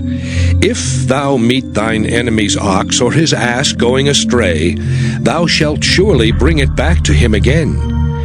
If thou see the ass of him that hateth thee lying under his burden, and wouldest forbear to help him, thou shalt surely help with him.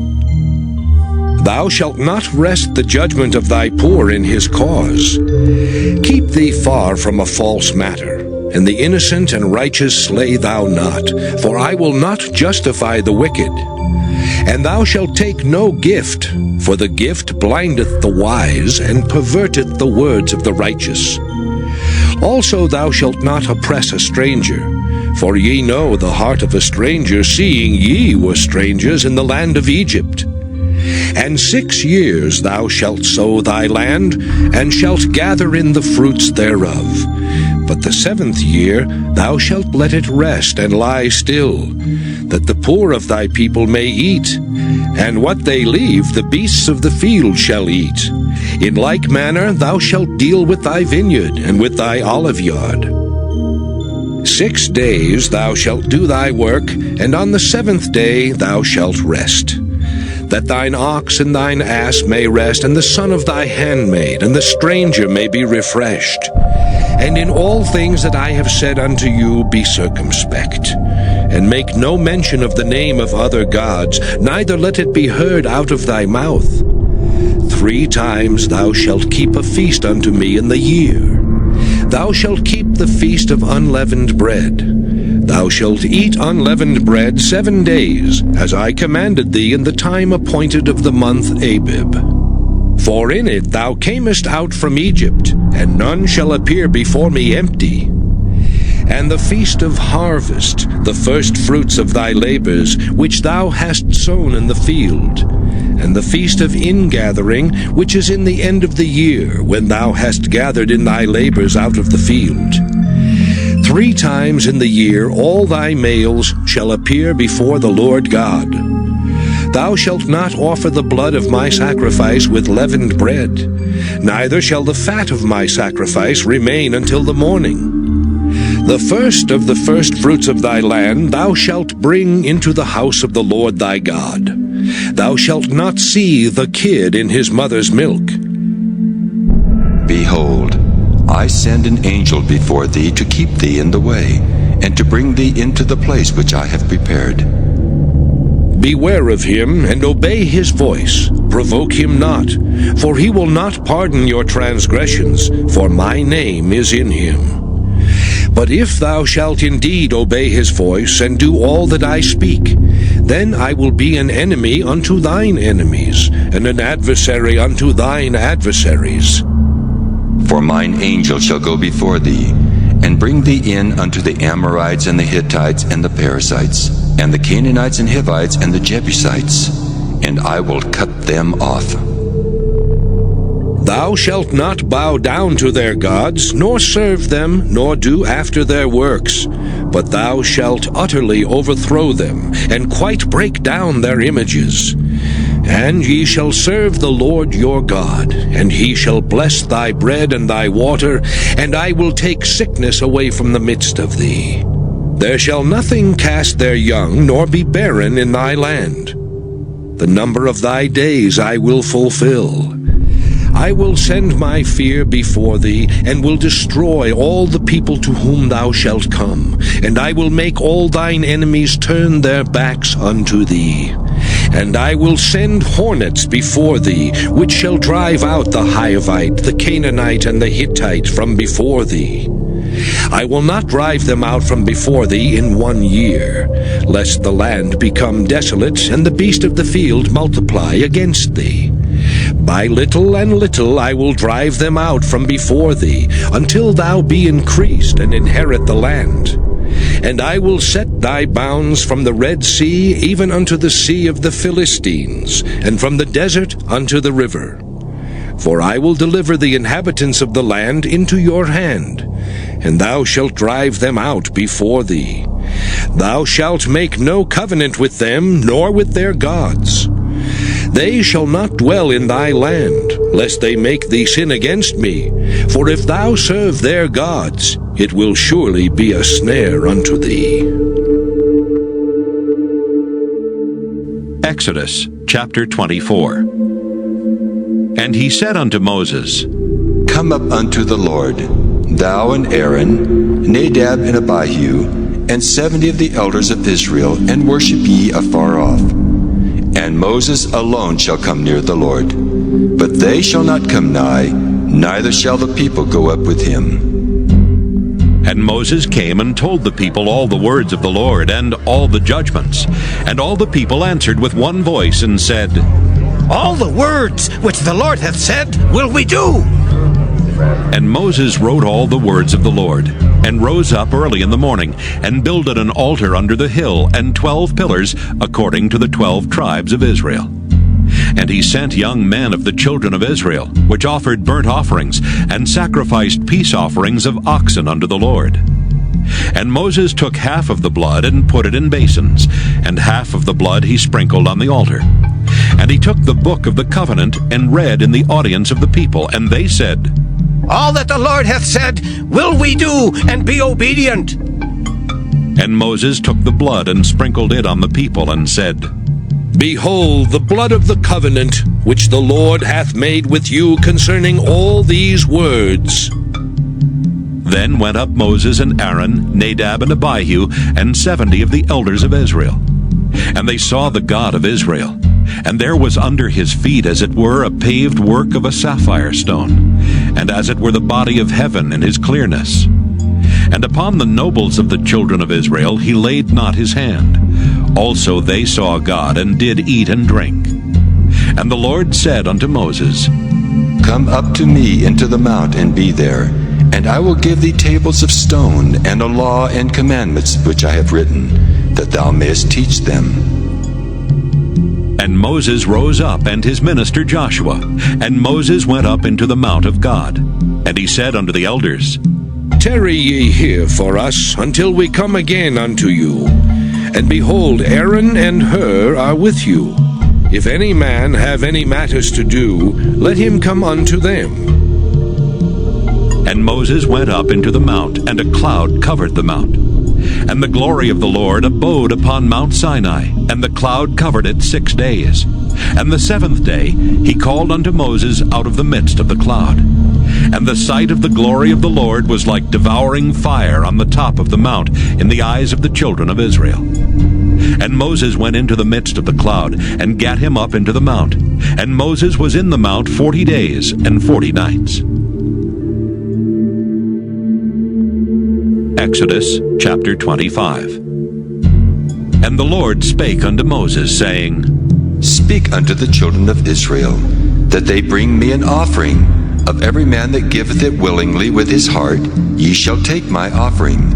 And this is the offering which ye shall take of them: gold and silver and brass, and blue and purple and scarlet, and fine linen and goat's hair, and ram skins dyed red, and badgers' skins, and shittim wood, oil for the light, spices for anointing oil and for sweet incense, onyx stones, and stones to be set in the ephod and in the breastplate. And let them make me a sanctuary, that I may dwell among them, according to all that I show thee, after the pattern of the tabernacle, and the pattern of all the instruments thereof, even so shall ye make it. And they shall make an ark of shittim wood. 2 cubits and a half shall be the length thereof, and a cubit and a half the breadth thereof, and a cubit and a half the height thereof. And thou shalt overlay it with pure gold, within and without shalt thou overlay it, and shalt make upon it a crown of gold round about.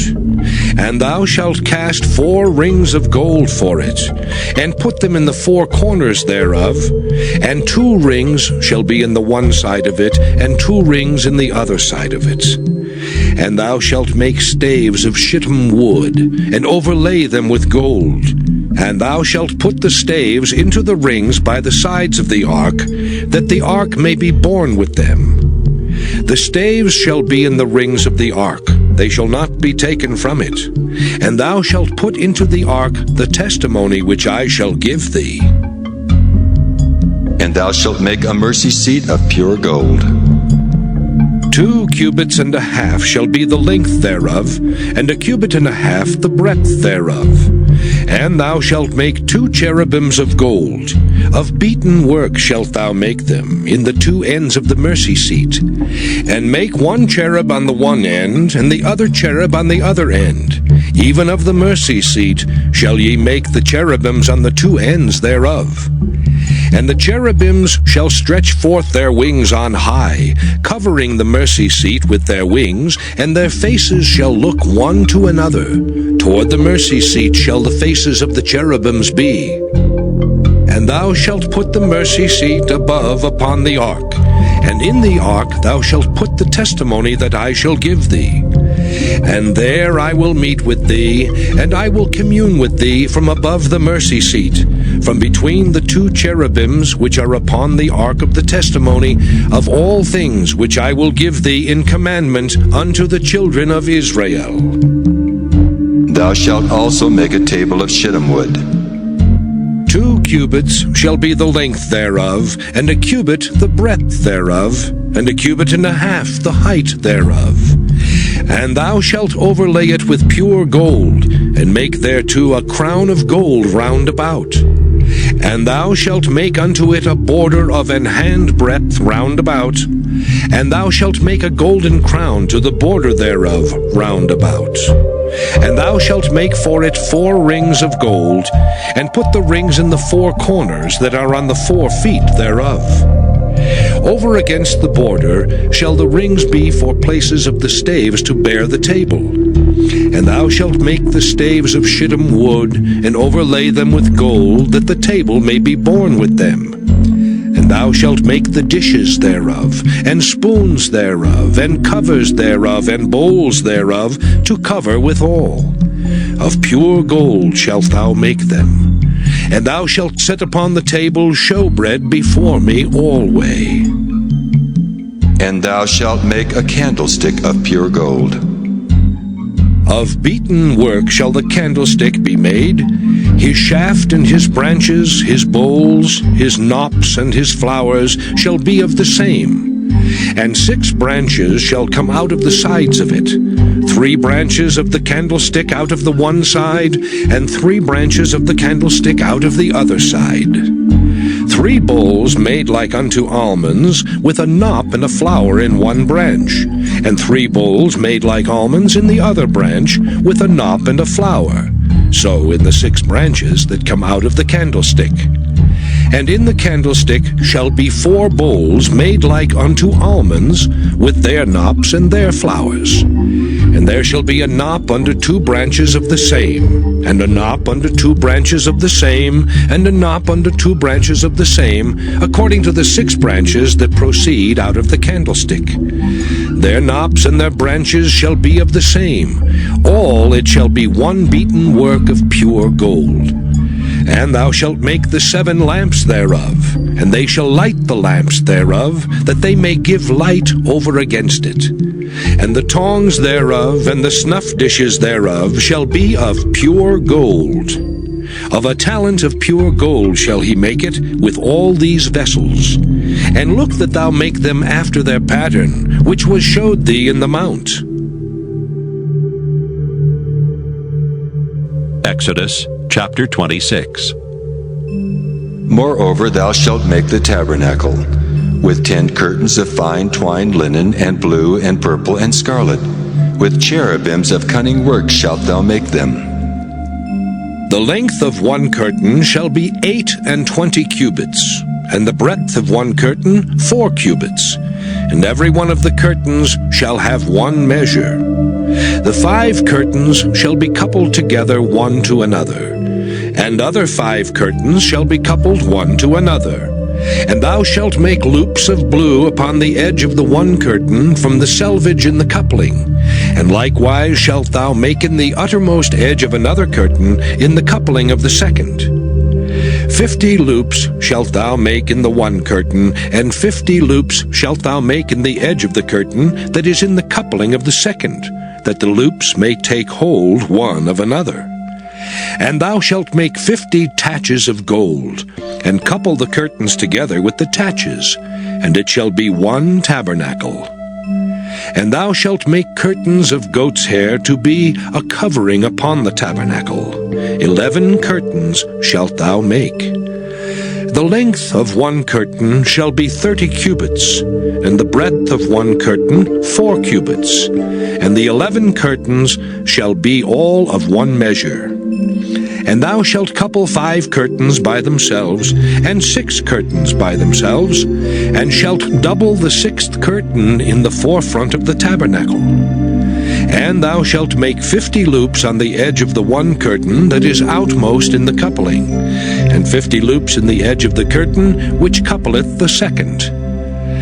And thou shalt make 50 taches of brass, and put the taches into the loops, and couple the tent together, that it may be one. And the remnant that remaineth of the curtains of the tent, the half curtain that remaineth, shall hang over the backside of the tabernacle.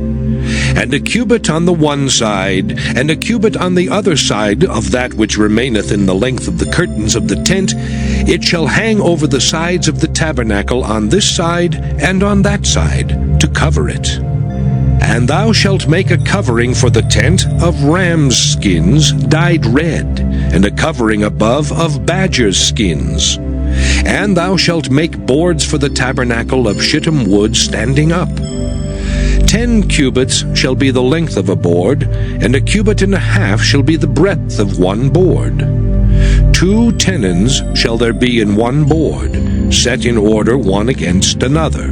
Thus shalt thou make for all the boards of the tabernacle. And thou shalt make the boards for the tabernacle, 20 boards on the south side southward.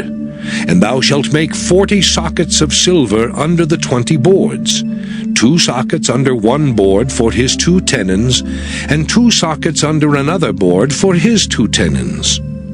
And for the second side of the tabernacle on the north side there shall be 20 boards, and there 40 sockets of silver, 2 sockets under one board, and 2 sockets under another board. And for the sides of the tabernacle westward thou shalt make 6 boards, and 2 boards shalt thou make for the corners of the tabernacle in the 2 sides. And they shall be coupled together beneath, and they shall be coupled together above the head of it unto one ring. Thus shall it be for them both. They shall be for the 2 corners.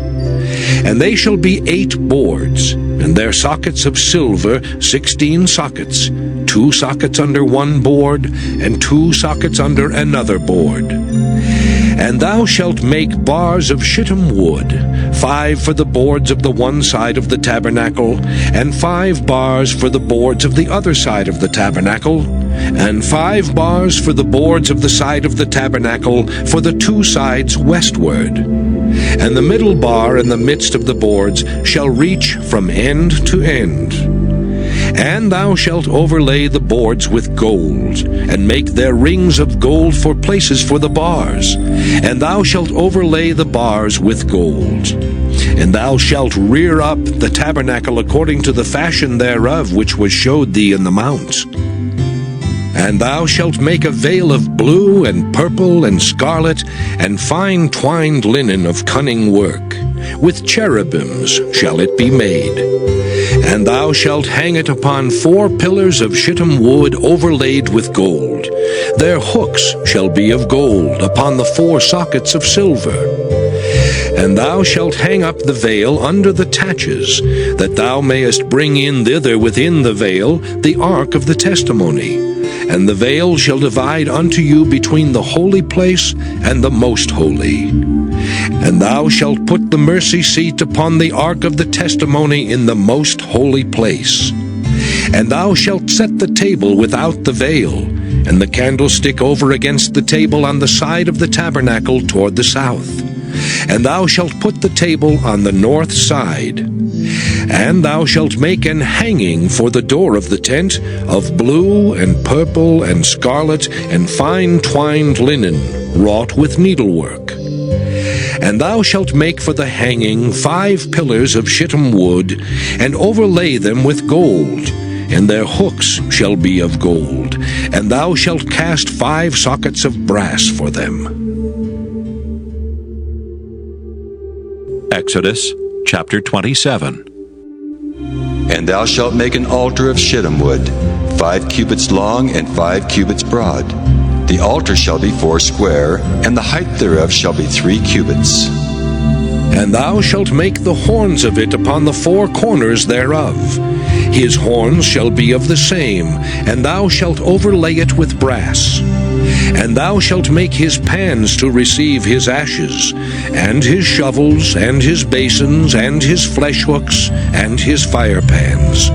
All the vessels thereof thou shalt make of brass.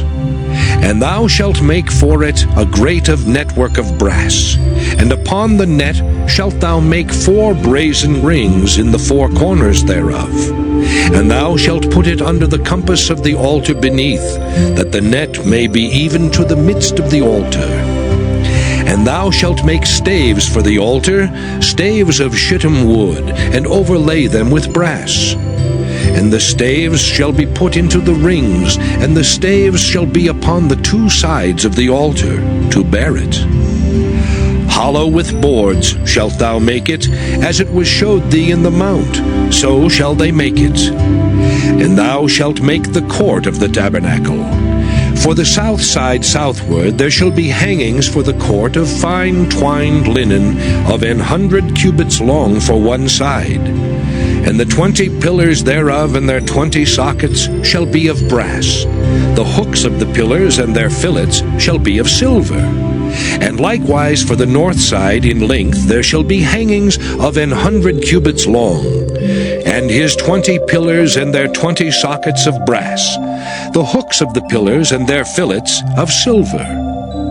And for the breadth of the court on the west side shall be hangings of 50 cubits, their pillars 10, and their sockets 10. And the breadth of the court on the east side eastward shall be 50 cubits. The hangings of one side of the gate shall be 15 cubits, their pillars 3, and their sockets 3. And on the other side shall be hangings 15 cubits, their pillars 3, and their sockets 3. And for the gate of the court shall be an hanging of 20 cubits, of blue and purple and scarlet and fine twined linen, wrought with needlework. And their pillars shall be 4, and their sockets 4.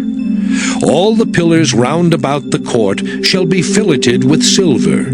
Their hooks shall be of silver, and their sockets of brass. The length of the court shall be 100 cubits, and the breadth 50 everywhere, and the height 5 cubits of fine twined linen, and their sockets of brass. All the vessels of the tabernacle in all the service thereof, and all the pins thereof, and all the pins of the court shall be of brass. And thou shalt command the children of Israel that they bring thee pure olive oil beaten for the light, to cause the lamp to burn always. In the tabernacle of the congregation without the veil, which is before the testimony, Aaron and his sons shall order it from evening to morning before the Lord. It shall be a statute forever unto their generations on the behalf of the children of Israel. Exodus chapter 28. And take thou unto thee Aaron thy brother and his sons with him from among the children of Israel, that he may minister unto me in the priest's office, even Aaron, Nadab and Abihu, Eleazar and Ithamar, Aaron's sons. And thou shalt make holy garments for Aaron thy brother for glory and for beauty. And thou shalt speak unto all that are wise-hearted, whom I have filled with the spirit of wisdom, that they may make Aaron's garments to consecrate him, that he may minister unto me in the priest's office. And these are the garments which they shall make: a breastplate, and an ephod and a robe, and a broidered coat, a mitre, and a girdle. And they shall make holy garments for Aaron thy brother and his sons, that he may minister unto me in the priest's office. And they shall take gold, and blue, and purple, and scarlet, and fine linen. And they shall make the ephod of gold, of blue, and of purple, of scarlet, and fine twined linen, with cunning work. It shall have the 2 shoulder pieces thereof joined at the 2 edges thereof, and so it shall be joined together. And the curious girdle of the ephod, which is upon it, shall be of the same, according to the work thereof, even of gold, of blue, and purple, and scarlet, and fine twined linen. And thou shalt take 2 onyx stones, and grave on them the names of the children of Israel, 6 of their names on one stone, and the other 6 names of the rest on the other stone, according to their birth. With the work of an engraver in stone, like the engravings of a signet, shalt thou engrave the 2 stones with the names of the children of Israel. Thou shalt make them to be set in ouches of gold. And thou shalt put the 2 stones upon the shoulders of the ephod for stones of memorial unto the children of Israel. And Aaron shall bear their names before the Lord upon his 2 shoulders for a memorial. And thou shalt make ouches of gold, and 2 chains of pure gold at the ends. Of wreathen work shalt thou make them, and fasten the wreathen chains to the ouches. And thou shalt make the breastplate of judgment with cunning work. After the work of the ephod thou shalt make it. Of gold, of blue, and of purple, and of scarlet, and of fine twined linen shalt thou make it. Foursquare it shall be, being doubled. A span shall be the length thereof, and a span shall be the breadth thereof. And thou shalt set it in settings of stones, even 4 rows of stones. The first row shall be a sardius, a topaz, and a carbuncle. This shall be the first row. And the second row shall be an emerald, a sapphire, and a diamond. And the third row a ligure, an agate, and an amethyst. And the fourth row a beryl, and an onyx, and a jasper. They shall be set in gold in their enclosings. And the stones shall be with the names of the children of Israel, 12, according to their names, like the engravings of a signet. Every one with his name shall they be, according to the 12 tribes. And thou shalt make upon the breastplate chains at the ends of wreathen work of pure gold. And thou shalt make upon the breastplate 2 rings of gold, and shalt put the 2 rings on the 2 ends of the breastplate. And thou shalt put the 2 wreathen chains of gold in the 2 rings which are on the ends of the breastplate. And the other 2 ends of the 2 wreathen chains thou shalt fasten in the 2 ouches, and put them on the shoulder pieces of the ephod before it. And thou shalt make 2 rings of gold, and thou shalt put them upon the 2 ends of the breastplate in the border thereof, which is in the side of the ephod inward. And 2 other rings of gold thou shalt make, and shalt put them on the 2 sides of the ephod underneath, toward the forepart thereof, over against the other coupling thereof, above the curious girdle of the ephod.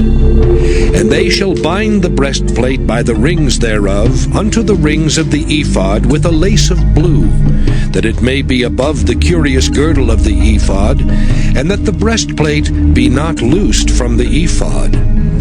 And Aaron shall bear the names of the children of Israel in the breastplate of judgment upon his heart, when he goeth in unto the holy place for a memorial before the Lord continually.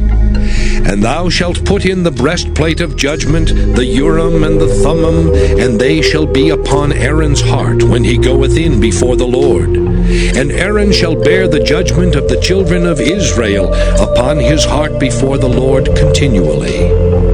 And thou shalt make the robe of the ephod all of blue, and there shall be an hole in the top of it, in the midst thereof.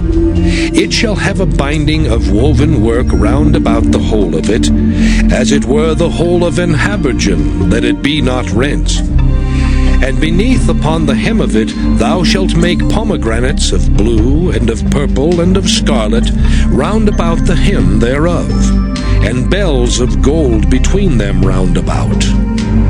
A golden bell and a pomegranate, a golden bell and a pomegranate, upon the hem of the robe round about. And it shall be upon Aaron to minister, and his sound shall be heard when he goeth in unto the holy place before the Lord, and when he cometh out, that he die not. And thou shalt make a plate of pure gold, and grave upon it, like the engravings of a signet, Holiness to the Lord. And thou shalt put it on a blue lace, that it may be upon the mitre. Upon the forefront of the mitre it shall be. And it shall be upon Aaron's forehead, that Aaron may bear the iniquity of the holy things which the children of Israel shall hallow in all their holy gifts. And it shall be always upon his forehead, that they may be accepted before the Lord. And thou shalt embroider the coat of fine linen, and thou shalt make the mitre of fine linen, and thou shalt make the girdle of needlework. And for Aaron's sons thou shalt make coats, and thou shalt make for them girdles, and bonnets shalt thou make for them, for glory and for beauty. And thou shalt put them upon Aaron thy brother, and his sons with him, and shalt anoint them, and consecrate them, and sanctify them, that they may minister unto me in the priest's office. And thou shalt make them linen breeches to cover their nakedness. From the loins even unto the thighs they shall reach. And they shall be upon Aaron and upon his sons when they come in unto the tabernacle of the congregation, or when they come near unto the altar to minister in the holy place, that they bear not iniquity and die. It shall be a statute forever unto him and his seed after him. Exodus chapter 29. And this is the thing that thou shalt do unto them to hallow them, to minister unto me in the priest's office. Take 1 young bullock and 2 rams without blemish, and unleavened bread and cakes unleavened, tempered with oil, and wafers unleavened, anointed with oil. Of wheaten flour shalt thou make them. And thou shalt put them into 1 basket, and bring them in the basket with the bullock and the 2 rams. And Aaron and his sons thou shalt bring unto the door of the tabernacle of the congregation, and shalt wash them with water. And thou shalt take the garments, and put upon Aaron the coat, and the robe of the ephod, and the breastplate, and gird him with the curious girdle of the ephod. And thou shalt put the mitre upon his head, and put the holy crown upon the mitre. Then shalt thou take the anointing oil, and pour it upon his head, and anoint him. And thou shalt bring his sons, and put coats upon them. And thou shalt gird them with girdles, Aaron and his sons, and put the bonnets on them. And the priest's office shall be theirs for a perpetual statute. And thou shalt consecrate Aaron and his sons. And thou shalt cause a bullock to be brought before the tabernacle of the congregation. And Aaron and his sons shall put their hands upon the head of the bullock. And thou shalt kill the bullock before the Lord, by the door of the tabernacle of the congregation. And thou shalt take of the blood of the bullock, and put it upon the horns of the altar with thy finger, and pour all the blood beside the bottom of the altar. And thou shalt take all the fat that covereth the inwards, and the caul that is above the liver, and the 2 kidneys, and the fat that is upon them, and burn them upon the altar. But the flesh of the bullock, and his skin, and his dung, shalt thou burn with fire without the camp. It is a sin offering. Thou shalt also take 1 ram, and Aaron and his sons shall put their hands upon the head of the ram. And thou shalt slay the ram, and thou shalt take his blood, and sprinkle it round about upon the altar. And thou shalt cut the ram in pieces, and wash the inwards of him, and his legs, and put them unto his pieces, and unto his head. And thou shalt burn the whole ram upon the altar. It is a burnt offering unto the Lord. It is a sweet savour, an offering made by fire unto the Lord. And thou shalt take the other ram, and Aaron and his sons shall put their hands upon the head of the ram. Then shalt thou kill the ram, and take of his blood, and put it upon the tip of the right ear of Aaron, and upon the tip of the right ear of his sons, and upon the thumb of their right hand, and upon the great toe of their right foot, and sprinkle the blood upon the altar round about. And thou shalt take of the blood that is upon the altar, and of the anointing oil, and sprinkle it upon Aaron, and upon his garments, and upon his sons, and upon the garments of his sons with him. And he shall be hallowed, and his garments, and his sons' garments with him. Also thou shalt take of the ram the fat and the rump, and the fat that covereth the inwards, and the caul above the liver, and the 2 kidneys, and the fat that is upon them, and the right shoulder, for it is a ram of consecration. And 1 loaf of bread, and 1 cake of oiled bread, and 1 wafer out of the basket of the unleavened bread that is before the Lord. And thou shalt put all in the hands of Aaron, and in the hands of his sons, and shalt wave them for a wave offering before the Lord. And thou shalt receive them of their hands, and burn them upon the altar for a burnt offering, for a sweet savour before the Lord. It is an offering made by fire unto the Lord. And thou shalt take the breast of the ram of Aaron's consecration, and wave it for a wave offering before the Lord, and it shall be thy part. And thou shalt sanctify the breast of the wave offering, and the shoulder of the heave offering, which is waved and which is heaved up, of the ram of the consecration, even of that which is for Aaron, and of that which is for his sons.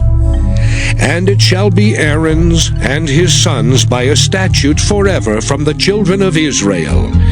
For it is an heave offering, and it shall be an heave offering from the children of Israel of the sacrifice of their peace offerings, even their heave offering unto the Lord. And the holy garments of Aaron shall be his sons after him, to be anointed therein and to be consecrated in them. And that son that is priest in his stead shall put them on 7 days, when he cometh into the tabernacle of the congregation to minister in the holy place. And thou shalt take the ram of the consecration, and seethe his flesh in the holy place. And Aaron and his sons shall eat the flesh of the ram, and the bread that is in the basket by the door of the tabernacle of the congregation. And they shall eat those things wherewith the atonement was made, to consecrate and to sanctify them. But a stranger shall not eat thereof, because they are holy. And if aught of the flesh of the consecrations, or of the bread, remain unto the morning, then thou shalt burn the remainder with fire. It shall not be eaten, because it is holy. And thus shalt thou do unto Aaron and to his sons according to all things which I have commanded thee. 7 days shalt thou consecrate them. And thou shalt offer every day a bullock for a sin offering for atonement. And thou shalt cleanse the altar when thou hast made an atonement for it, and thou shalt anoint it to sanctify it. 7 days thou shalt make an atonement for the altar, and sanctify it.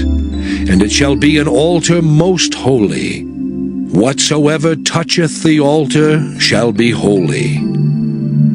Now this is that which thou shalt offer upon the altar, 2 lambs of the first year, day by day, continually. The one lamb thou shalt offer in the morning, and the other lamb thou shalt offer at even. And with the one lamb 1/10 deal of flour mingled with the 4th part of an hin of beaten oil, and the 4th part of an hin of wine for a drink offering. And the other lamb thou shalt offer at even, and shalt do thereto according to the meat offering of the morning, and according to the drink offering thereof, for a sweet savour, an offering made by fire unto the Lord. This shall be a continual burnt offering throughout your generations, at the door of the tabernacle of the congregation before the Lord, where I will meet you to speak there unto thee. And there I will meet with the children of Israel, and the tabernacle shall be sanctified by my glory. And I will sanctify the tabernacle of the congregation and the altar. I will sanctify also both Aaron and his sons to minister to me in the priest's office. And I will dwell among the children of Israel, and will be their God. And they shall know that I am the Lord their God, that brought them forth out of the land of Egypt, that I may dwell among them. I am the Lord their God. Exodus chapter 30. And thou shalt make an altar to burn incense upon. Of shittim wood shalt thou make it. A cubit shall be the length thereof, and a cubit the breadth thereof. 4 square shall it be, and 2 cubits shall be the height thereof. The horns thereof shall be of the same. And thou shalt overlay it with pure gold. the top thereof, and the sides thereof round about, and the horns thereof, and thou shalt make unto it a crown of gold round about. And 2 golden rings shalt thou make to it under the crown of it. By the 2 corners thereof, upon the 2 sides of it, shalt thou make it. And they shall be for places for the staves to bear it withal. And thou shalt make the staves of shittim wood, and overlay them with gold. And thou shalt put it before the veil that is by the ark of the testimony, before the mercy seat that is over the testimony, where I will meet with thee. And Aaron shall burn thereon sweet incense every morning. When he dresseth the lamps, he shall burn incense upon it. And when Aaron lighteth the lamps at even, he shall burn incense upon it, a perpetual incense before the Lord throughout your generations. Ye shall offer no strange incense thereon, nor burnt sacrifice, nor meat offering. Neither shall ye pour drink offering thereon. And Aaron shall make an atonement upon the horns of it once in a year with the blood of the sin offering of atonements. Once in the year shall he make atonement upon it throughout your generations. It is most holy unto the Lord. And the Lord spake unto Moses, saying, When thou takest the sum of the children of Israel after their number, then shall they give every man a ransom for his soul unto the Lord, when thou numberest them. That there be no plague among them when thou numberest them. This they shall give every one that passeth among them that are numbered, half a shekel after the shekel of the sanctuary. A shekel is 20 gerahs, and half shekel shall be the offering of the Lord. Every one that passeth among them that are numbered, from 20 years old and above, shall give an offering unto the Lord. The rich shall not give more, and the poor shall not give less than half a shekel when they give an offering unto the Lord, to make an atonement for your souls. And thou shalt take the atonement money of the children of Israel, and shalt appoint it for the service of the tabernacle of the congregation, that it may be a memorial unto the children of Israel before the Lord, to make an atonement for your souls. And the Lord spake unto Moses, saying, Thou shalt also make a laver of brass, and his foot also of brass to wash withal. And thou shalt put it between the tabernacle of the congregation and the altar, and thou shalt put water therein. For Aaron and his sons shall wash their hands and their feet thereat. When they go into the tabernacle of the congregation, they shall wash with water, that they die not. Or when they come near to the altar to minister, to burn offering made by fire unto the Lord. So they shall wash their hands and their feet, that they die not. And it shall be a statute forever to them, even to him and to his seed throughout their generations. Moreover the Lord spake unto Moses, saying, Take thou also unto thee principal spices. Of pure myrrh 500 shekels, and of sweet cinnamon half so much, even 250 shekels, and of sweet calamus 250 shekels, and of cassia 500 shekels, after the shekel of the sanctuary, and of oil, olive, and hin. And thou shalt make it an oil of holy ointment, an ointment compound after the art of the apothecary. It shall be an holy anointing oil. And thou shalt anoint the tabernacle of the congregation therewith, and the ark of the testimony, and the table and all his vessels, and the candlestick and his vessels, and the altar of incense, and the altar of burnt offering with all his vessels, and the laver and his foot. And thou shalt sanctify them, that they may be most holy. Whatsoever toucheth them shall be holy.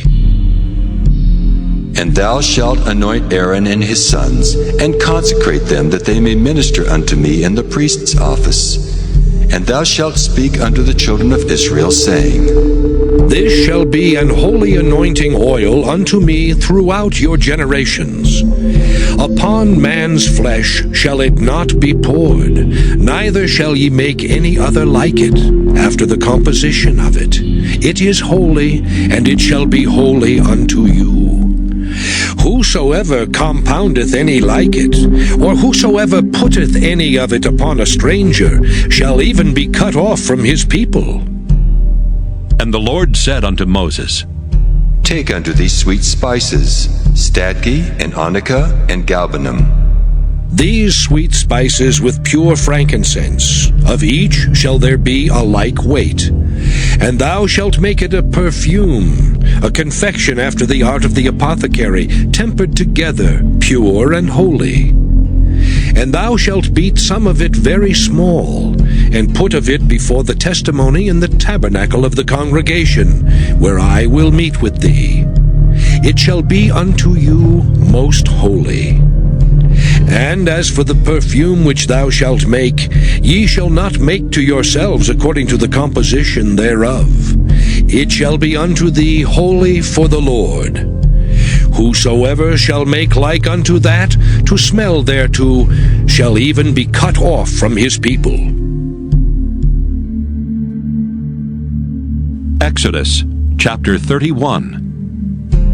And the Lord spake unto Moses, saying, See, I have called by name Bezaleel, the son of Uri, the son of Hur, of the tribe of Judah. And I have filled him with the Spirit of God, in wisdom and in understanding, and in knowledge and in all manner of workmanship, to devise cunning works, to work in gold and in silver and in brass, and in cutting of stones to set them, and in carving of timber, to work in all manner of workmanship.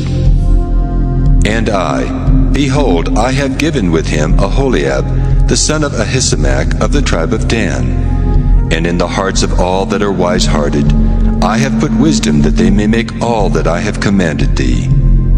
The tabernacle of the congregation, and the ark of the testimony, and the mercy seat that is thereupon, and all the furniture of the tabernacle, and the table and his furniture, and the pure candlestick with all his furniture, and the altar of incense, and the altar of burnt offering with all his furniture, and the laver and his foot, and the cloths of service, and the holy garments for Aaron the priest, and the garments of his sons to minister in the priest's office. And the anointing oil, and sweet incense for the holy place, according to all that I have commanded thee shall they do. And the Lord spake unto Moses, saying, Speak thou also unto the children of Israel, saying, Verily my Sabbaths ye shall keep, for it is a sign between me and you throughout your generations, that ye may know that I am the Lord that doth sanctify you. Ye shall keep the Sabbath therefore, for it is holy unto you. Every one that defileth it shall surely be put to death. For whosoever doeth any work therein, that soul shall be cut off from among his people. 6 days may work be done, but in the 7th is the Sabbath of rest, holy to the Lord. Whosoever doeth any work in the Sabbath day, he shall surely be put to death. Wherefore the children of Israel shall keep the Sabbath, to observe the Sabbath throughout their generations, for a perpetual covenant. It is a sign between me and the children of Israel forever.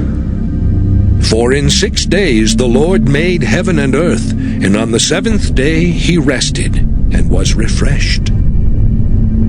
And he gave unto Moses, when he had made an end of communing with him upon Mount Sinai, 2 tables of testimony, tables of stone, written with the finger of God.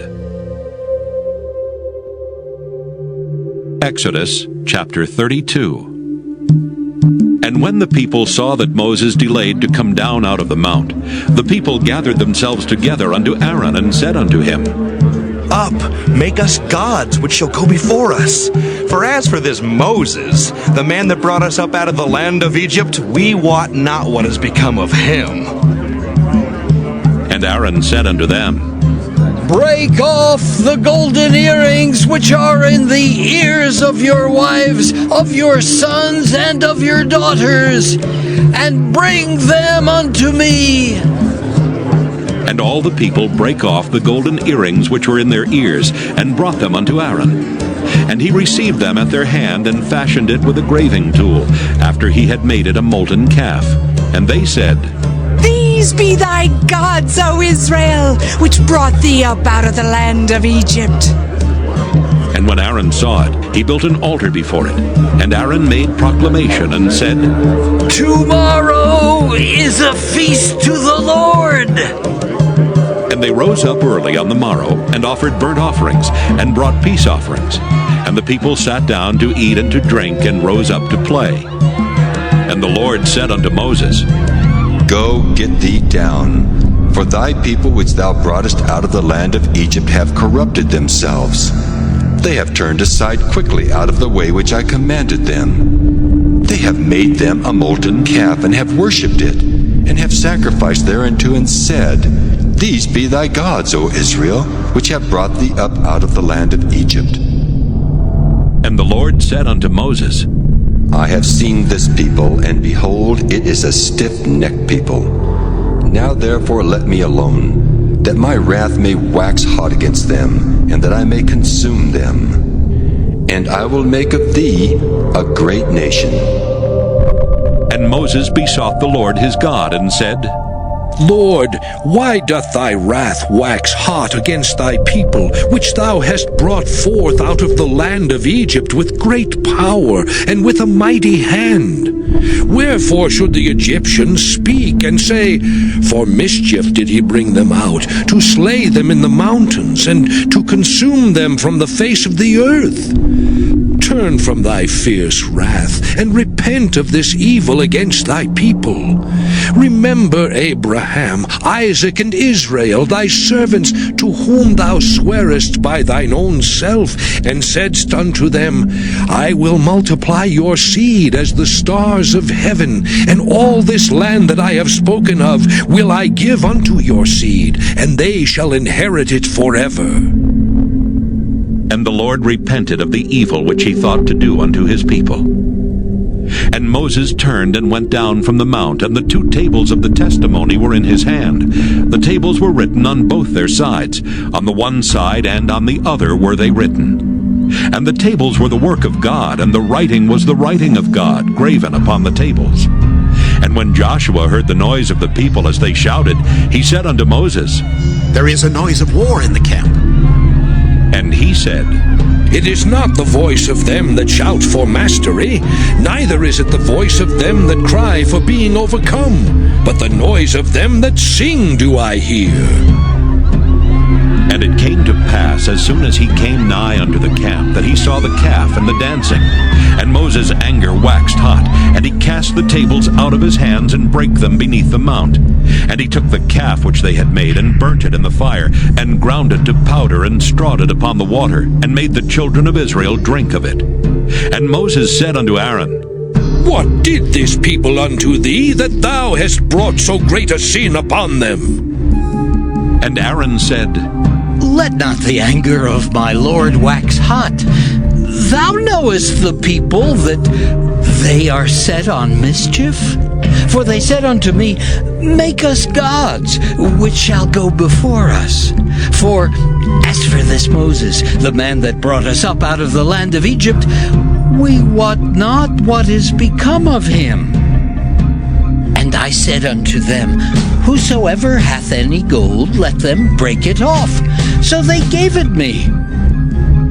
Then I cast it into the fire, and there came out this calf.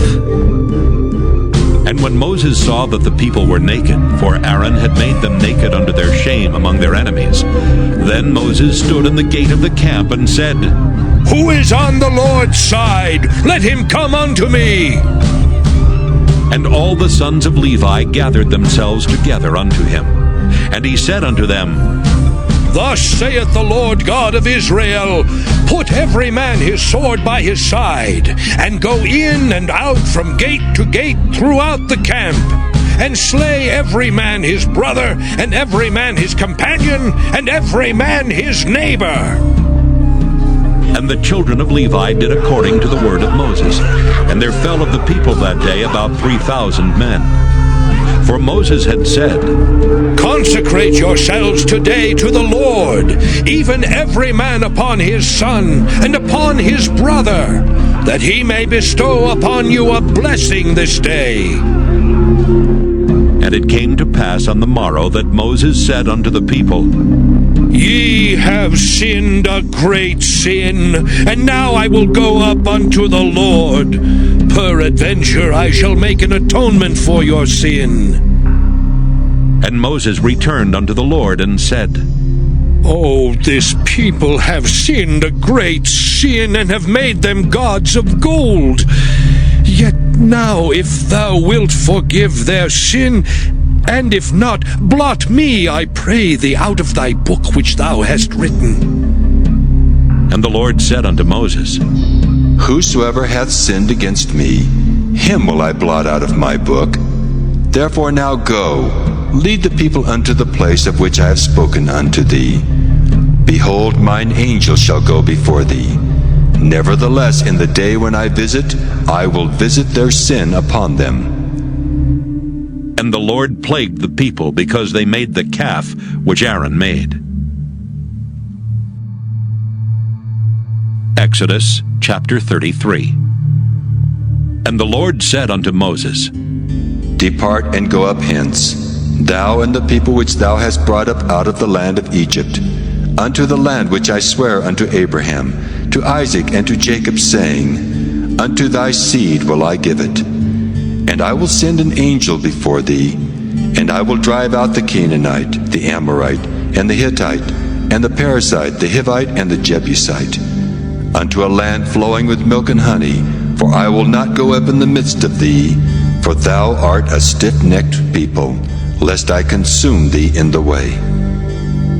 And when the people heard these evil tidings, they mourned, and no man did put on him his ornaments.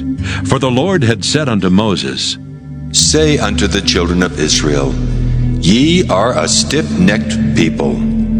I will come up into the midst of thee in a moment, and consume thee. Therefore now put off thine ornaments from thee, that I may know what to do unto thee. And the children of Israel stripped themselves of their ornaments by the Mount Horeb. And Moses took the tabernacle, and pitched it without the camp, afar off from the camp, and called it the tabernacle of the congregation. And it came to pass that every one which sought the Lord went out unto the tabernacle of the congregation, which was without the camp. And it came to pass, when Moses went out unto the tabernacle, that all the people rose up, and stood every man at his tent door, and looked after Moses until he was gone into the tabernacle. And it came to pass, as Moses entered into the tabernacle, the cloudy pillar descended, and stood at the door of the tabernacle. And the Lord talked with Moses. And all the people saw the cloudy pillar stand at the tabernacle door. And all the people rose up and worshipped, every man in his tent door. And the Lord spake unto Moses face to face, as a man speaketh unto his friend. And he turned again into the camp. But his servant Joshua, the son of Nun, a young man, departed not out of the tabernacle. And Moses said unto the Lord, See, thou sayest unto me, Bring up this people, and thou hast not let me know whom thou wilt send with me. Yet thou hast said, I know thee by name, and thou hast also found grace in my sight. Now therefore I pray thee, if I have found grace in thy sight, show me now thy way, that I may know thee, that I may find grace in thy sight, and consider that this nation is thy people. And he said, My presence shall go with thee, and I will give thee rest. And he said unto him, If thy presence go not with me, carry us not up hence. For wherein shall it be known here that I and thy people have found grace in thy sight? Is it not in that thou goest with us? so shall we be separated, I and thy people, from all the people that are upon the face of the earth.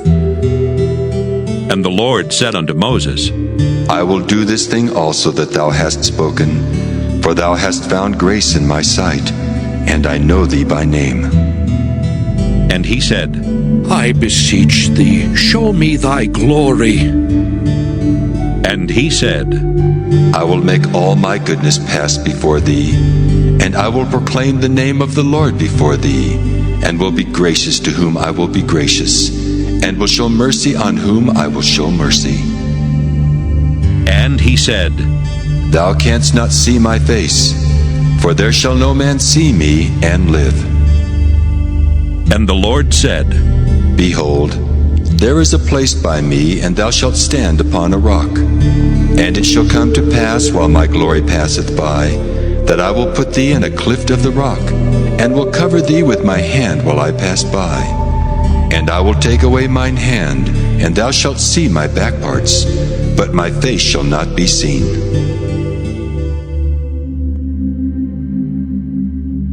Exodus chapter 34.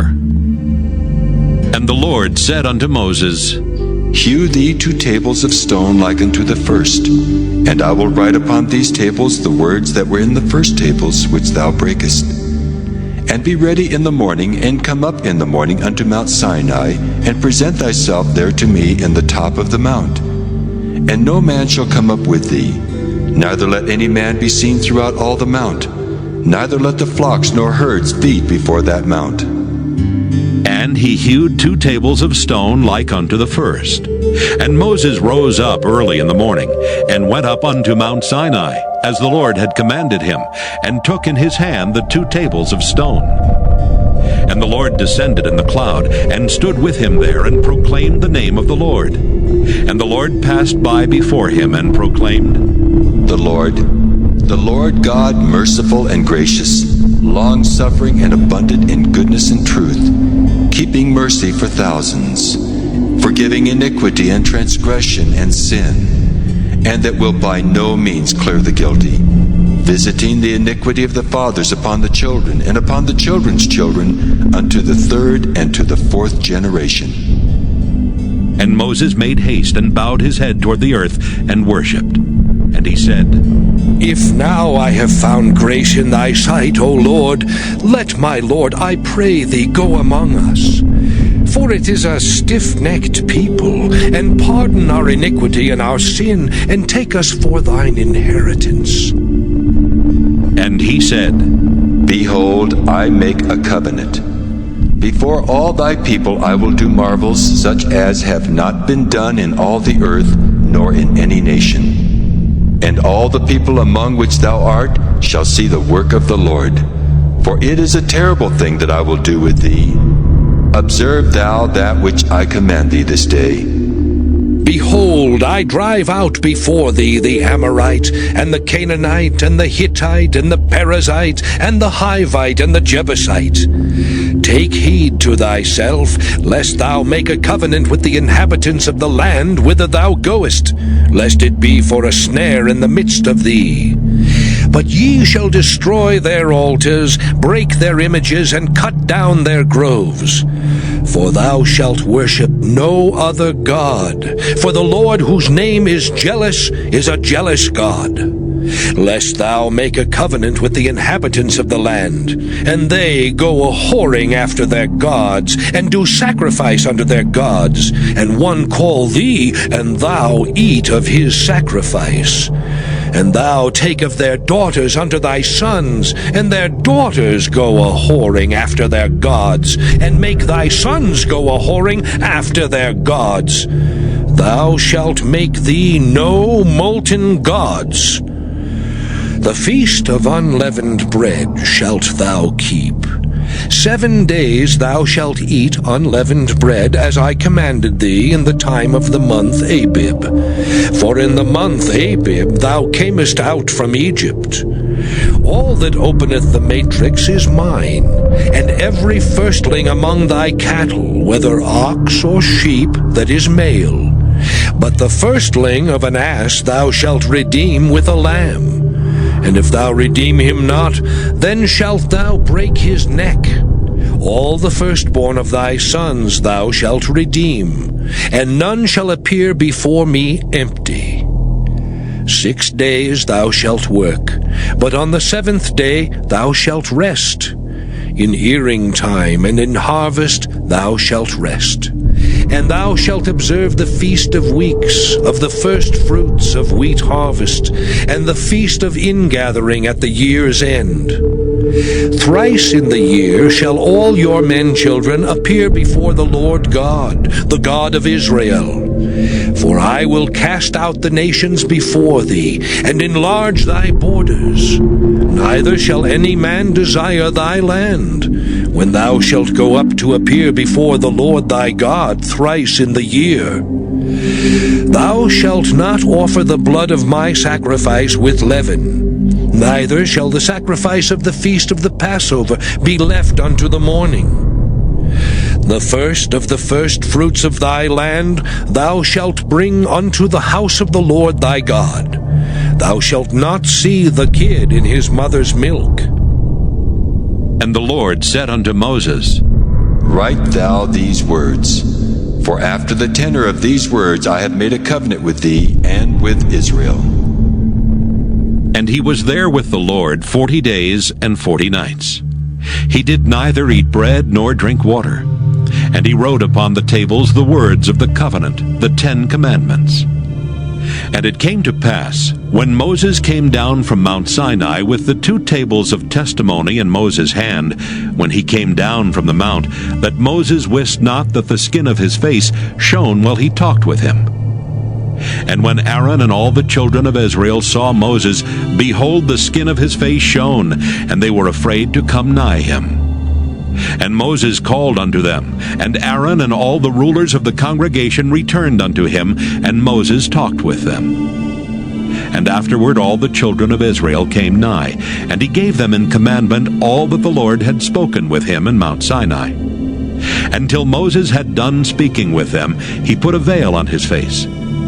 But when Moses went in before the Lord to speak with him, he took the veil off until he came out. And he came out and spake unto the children of Israel that which he was commanded.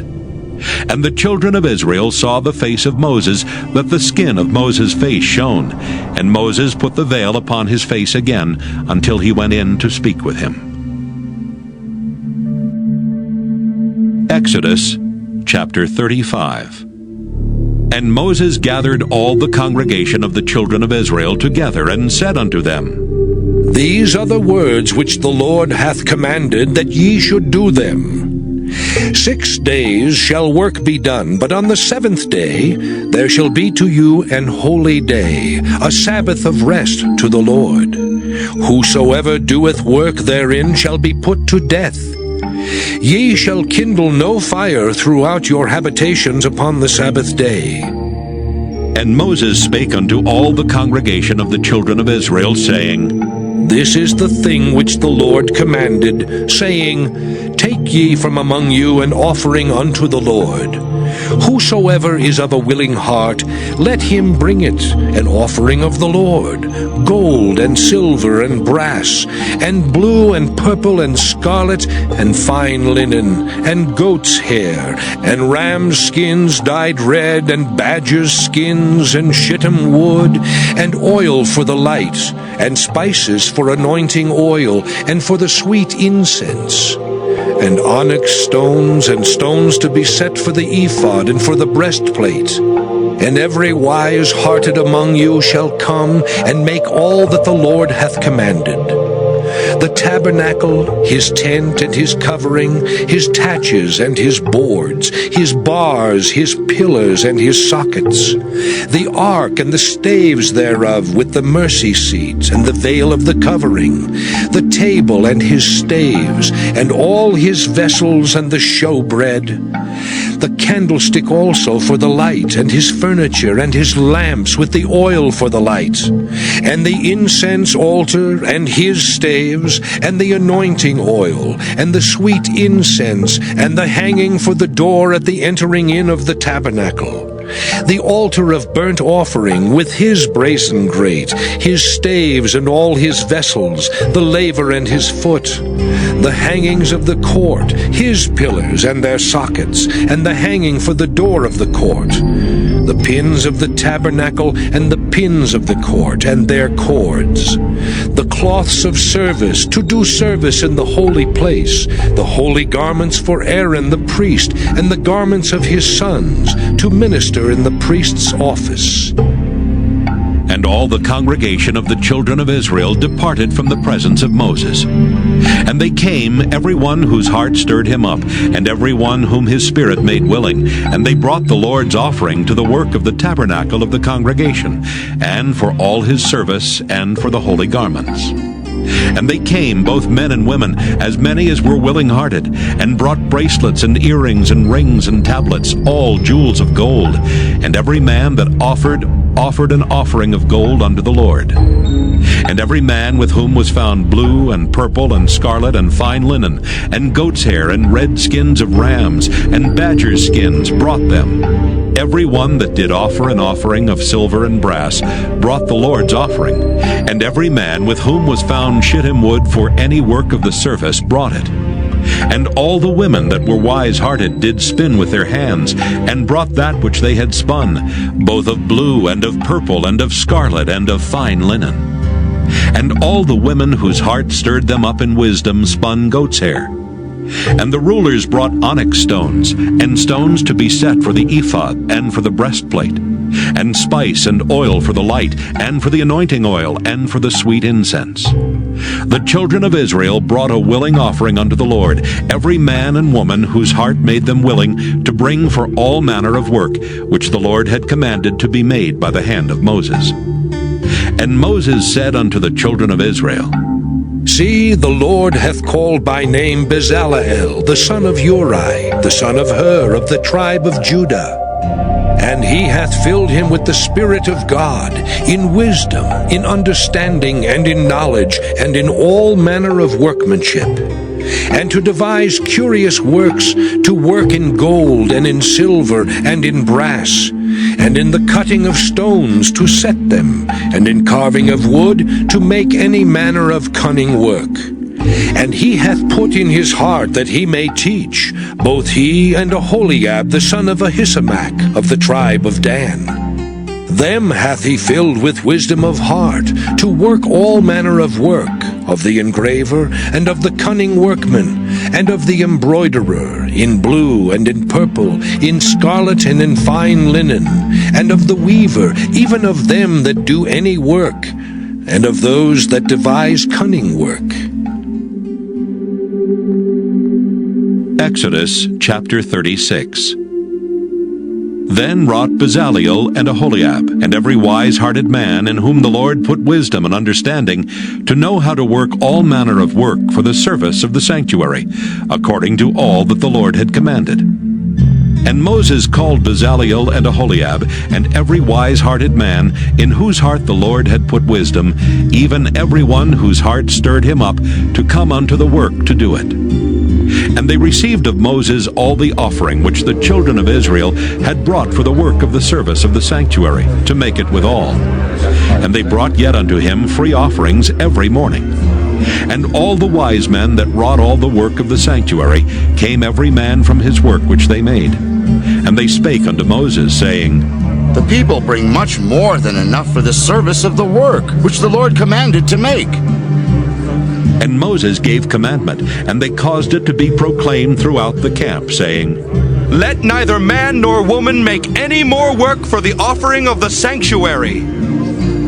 So the people were restrained from bringing. For the stuff they had was sufficient for all the work to make it, and too much. And every wise-hearted man among them that wrought the work of the tabernacle made 10 curtains of fine twined linen, and blue and purple and scarlet. With cherubims of cunning work made he them. The length of one curtain was 28 cubits, and the breadth of one curtain 4 cubits. The curtains were all of one size. And he coupled the 5 curtains one unto another. And the other 5 curtains he coupled one unto another. And he made loops of blue on the edge of one curtain from the selvage in the coupling. Likewise he made in the uttermost side of another curtain in the coupling of the second. 50 loops made he in one curtain, and 50 loops made he in the edge of the curtain which was in the coupling of the second. The loops held one curtain to another. And he made 50 taches of gold, and coupled the curtains one unto another with the taches. So it became one tabernacle. And he made curtains of goat's hair for the tent over the tabernacle. 11 curtains he made them. The length of one curtain was 30 cubits, and 4 cubits was the breadth of one curtain. The 11 curtains were of one size. And he coupled 5 curtains by themselves, and 6 curtains by themselves. And he made 50 loops upon the uttermost edge of the curtain in the coupling, and 50 loops made he upon the edge of the curtain which coupleth the second. And he made 50 taches of brass to couple the tent together, that it might be one. And he made a covering for the tent of ram skins dyed red, and a covering of badger skins above that.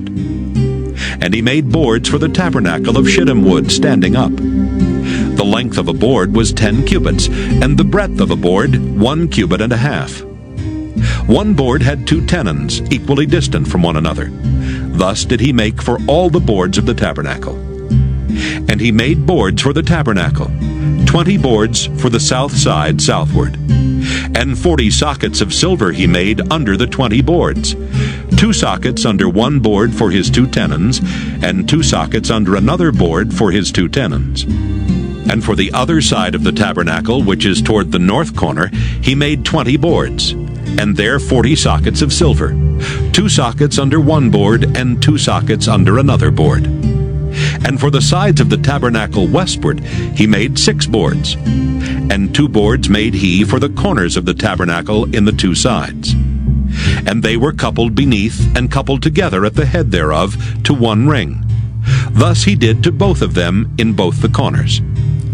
And there were 8 boards, and their sockets were 16 sockets of silver, under every board 2 sockets. And he made bars of shittim wood, 5 for the boards of the one side of the tabernacle, and 5 bars for the boards of the other side of the tabernacle, and 5 bars for the boards of the tabernacle for the sides westward. And he made the middle bar to shoot through the boards from the one end to the other. And he overlaid the boards with gold, and made their rings of gold to be places for the bars, and overlaid the bars with gold. And he made a veil of blue and purple and scarlet and fine twined linen. With cherubims made he it of cunning work. And he made thereunto 4 pillars of shittim wood, and overlaid them with gold. Their hooks were of gold, and he cast for them 4 sockets of silver. And he made an hanging for the tabernacle door of blue and purple and scarlet, and fine twined linen of needlework. And the 5 pillars of it with their hooks, and he overlaid their chapiters and their fillets with gold. But their 5 sockets were of brass. Exodus chapter 37. And Bezalel made the ark of shittim wood.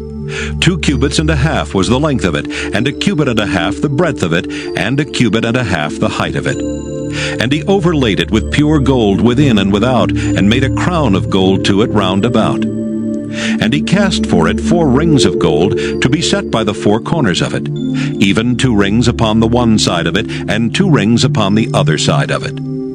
And he made staves of shittim wood, and overlaid them with gold. And he put the staves into the rings by the sides of the ark, to bear the ark. And he made the mercy seat of pure gold. 2 cubits and a half was the length thereof, and 1 cubit and a half the breadth thereof. And he made 2 cherubims of gold. Beaten out of one piece made he them, on the 2 ends of the mercy seat. 1 cherub on the end on this side, and another cherub on the other end on that side. Out of the mercy seat made he the cherubims on the 2 ends thereof. And the cherubims spread out their wings on high, and covered with their wings over the mercy seat, with their faces one to another. Even to the mercy seatward were the faces of the cherubims. And he made the table of shittim wood. 2 cubits was the length thereof, and 1 cubit the breadth thereof, and 1 cubit and a half the height thereof. And he overlaid it with pure gold, and made thereunto a crown of gold round about. Also he made thereunto a border of an handbreadth round about, and made a crown of gold for the border thereof round about. And he cast for it 4 rings of gold, and put the rings upon the 4 corners that were in the 4 feet thereof. Over against the border were the rings, the places for the staves to bear the table. And he made the staves of shittim wood, and overlaid them with gold to bear the table. And he made the vessels which were upon the table, his dishes and his spoons and his bowls, and his covers to cover withal of pure gold. And he made the candlestick of pure gold. Of beaten work made he the candlestick. His shaft and his branch, his bowls, his knops and his flowers were of the same. And 6 branches going out of the sides thereof. 3 branches of the candlestick out of the one side thereof, and 3 branches of the candlestick out of the other side thereof. 3 bowls made after the fashion of almonds in one branch, a knop and a flower. And 3 bowls made like almonds in another branch, a knop and a flower. So throughout the 6 branches going out of the candlestick. And in the candlestick were 4 bowls made like almonds, his knops and his flowers. And a knop under 2 branches of the same, and a knop under 2 branches of the same, and a knop under 2 branches of the same, according to the 6 branches going out of it.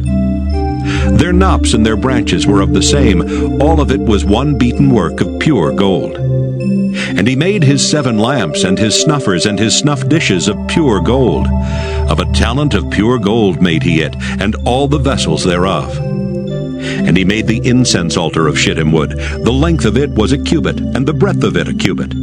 It was 4 square, and 2 cubits was the height of it. The horns thereof were of the same. And he overlaid it with pure gold, both the top of it and the sides thereof round about, and the horns of it.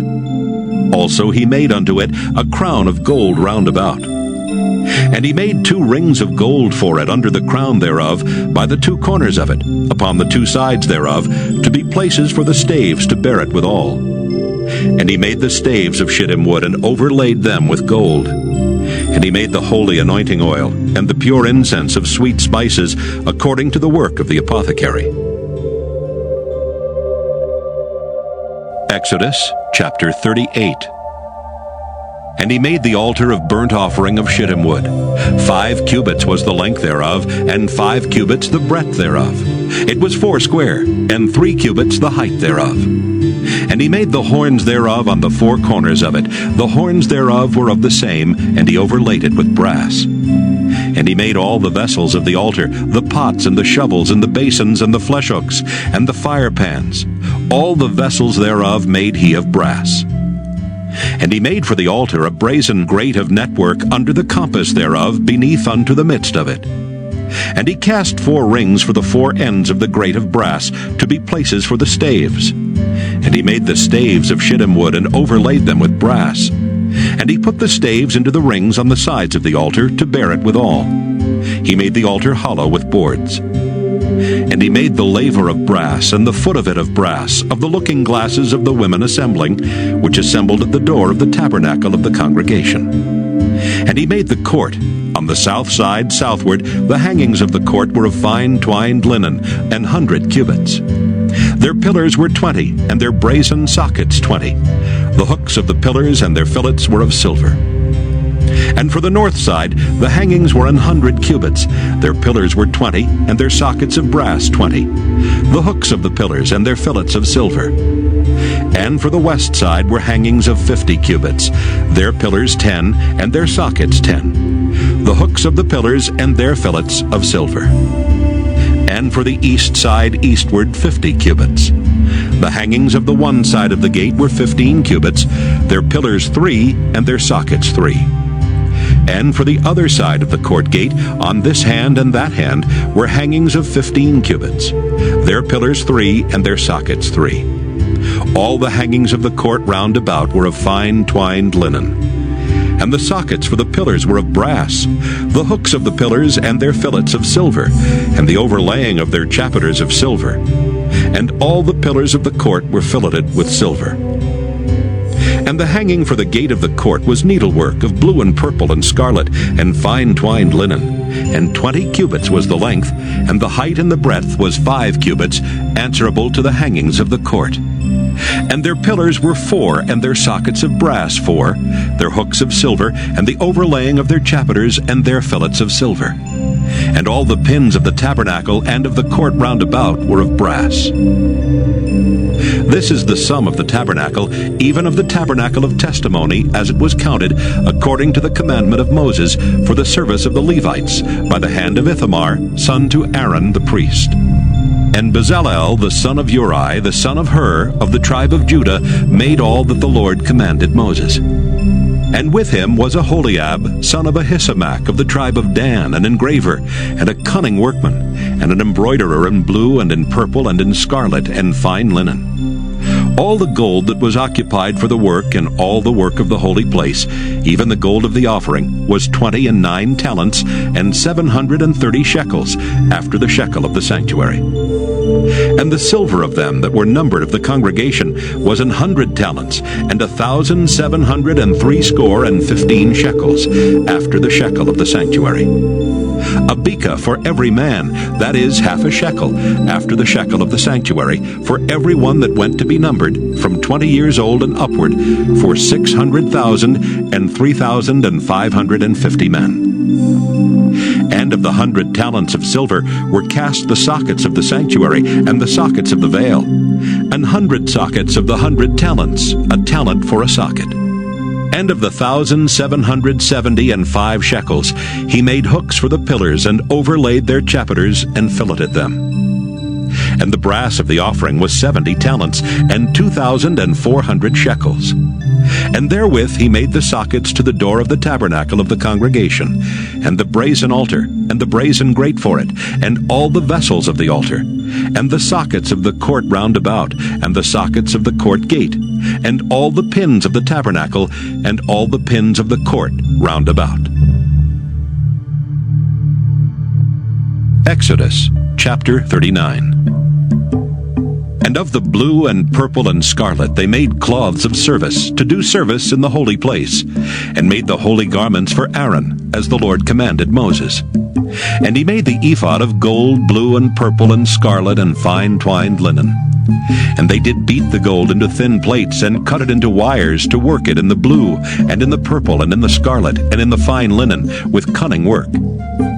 They made shoulder pieces for it, to couple it together. By the 2 edges was it coupled together. And the curious girdle of his ephod that was upon it was of the same, according to the work thereof, of gold, blue, and purple, and scarlet, and fine twined linen, as the Lord commanded Moses. And they wrought onyx stones enclosed in ouches of gold, graven, as signets are graven, with the names of the children of Israel. And he put them on the shoulders of the ephod, that they should be stones for a memorial to the children of Israel, as the Lord commanded Moses. And he made the breastplate of cunning work, like the work of the ephod, of gold, blue, and purple, and scarlet, and fine twined linen. It was 4 square. They made the breastplate double. A span was the length thereof, and a span the breadth thereof, being doubled. And they set in it 4 rows of stones. The first row was a sardius, a topaz, and a carbuncle. This was the first row. And the second row an emerald, a sapphire, and a diamond. And the third row a ligure, an agate, and an amethyst. And the fourth row a beryl, an onyx, and a jasper. They were enclosed in ouches of gold in their enclosings. And the stones were according to the names of the children of Israel, 12, according to their names, like the engravings of a signet, every one with his name according to the 12 tribes. And they made upon the breastplate chains at the ends, of wreathen work of pure gold. And they made 2 ouches of gold and 2 gold rings, and put the 2 rings in the 2 ends of the breastplate. And they put the 2 wreathen chains of gold and the 2 rings on the ends of the breastplate. And the 2 ends of the 2 wreathen chains they fastened in the 2 ouches, and put them on the shoulder pieces of the ephod before it. And they made 2 rings of gold, and put them on the 2 ends of the breastplate, upon the border of it, which was on the side of the ephod inward. And they made 2 other golden rings, and put them on the 2 sides of the ephod underneath, toward the forepart of it, over against the other coupling thereof, above the curious girdle of the ephod. And they did bind the breastplate by his rings under the rings of the ephod with a lace of blue, that it might be above the curious girdle of the ephod, and that the breastplate might not be loosed from the ephod, as the Lord commanded Moses. And he made the robe of the ephod of woven work, all of blue. And there was an hole in the midst of the robe as the hole of an habergeon, with a band round about the hole that it should not rend. And they made upon the hems of the robe pomegranates of blue and purple and scarlet and twined linen. And they made bells of pure gold, and put the bells between the pomegranates upon the hem of the robe, round about between the pomegranates. A bell and a pomegranate, a bell and a pomegranate, round about the hem of the robe to minister in, as the Lord commanded Moses. And they made coats of fine linen of woven work for Aaron and for his sons, and a mitre of fine linen, and goodly bonnets of fine linen, and linen breeches of fine twined linen, and a girdle of fine twined linen, and blue and purple and scarlet of needlework, as the Lord commanded Moses. And they made the plate of the holy crown of pure gold, and wrote upon it a writing, like to the engravings of a signet, Holiness to the Lord. And they tied unto it a lace of blue to fasten it on high upon the mitre, as the Lord commanded Moses. Thus was all the work of the tabernacle of the tent of the congregation finished. And the children of Israel did according to all that the Lord commanded Moses, so did they. And they brought the tabernacle unto Moses, the tent and all his furniture, his taches, his boards, his bars, and his pillars, and his sockets. And the covering of ram skins dyed red, and the covering of badger skins, and the veil of the covering, the ark of the testimony, and the staves thereof, and the mercy seat, the table and all the vessels thereof, and the showbread, the pure candlestick, with the lamps thereof, even with the lamps to be set in order, and all the vessels thereof, and the oil for light, and the golden altar, and the anointing oil, and the sweet incense, and the hanging for the tabernacle door, the brazen altar and his grate of brass, his staves and all his vessels, the laver and his foot, the hangings of the court, his pillars and his sockets, and the hanging for the court gate, his cords and his pins, and all the vessels of the service of the tabernacle for the tent of the congregation, the cloths of service to do service in the holy place, and the holy garments for Aaron the priest, and his sons' garments, to minister in the priest's office.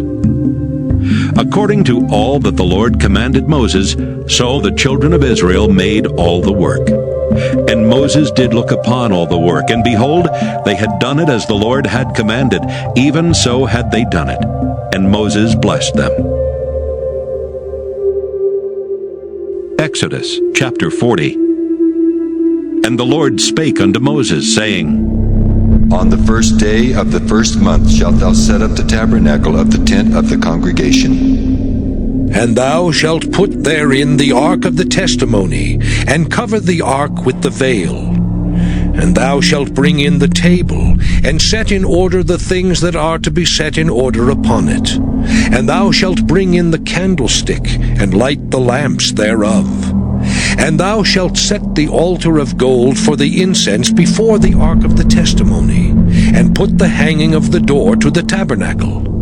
And thou shalt set the altar of the burnt offering before the door of the tabernacle of the tent of the congregation. And thou shalt set the laver between the tent of the congregation and the altar, and shalt put water therein. And thou shalt set up the court round about, and hang up the hanging at the court gate.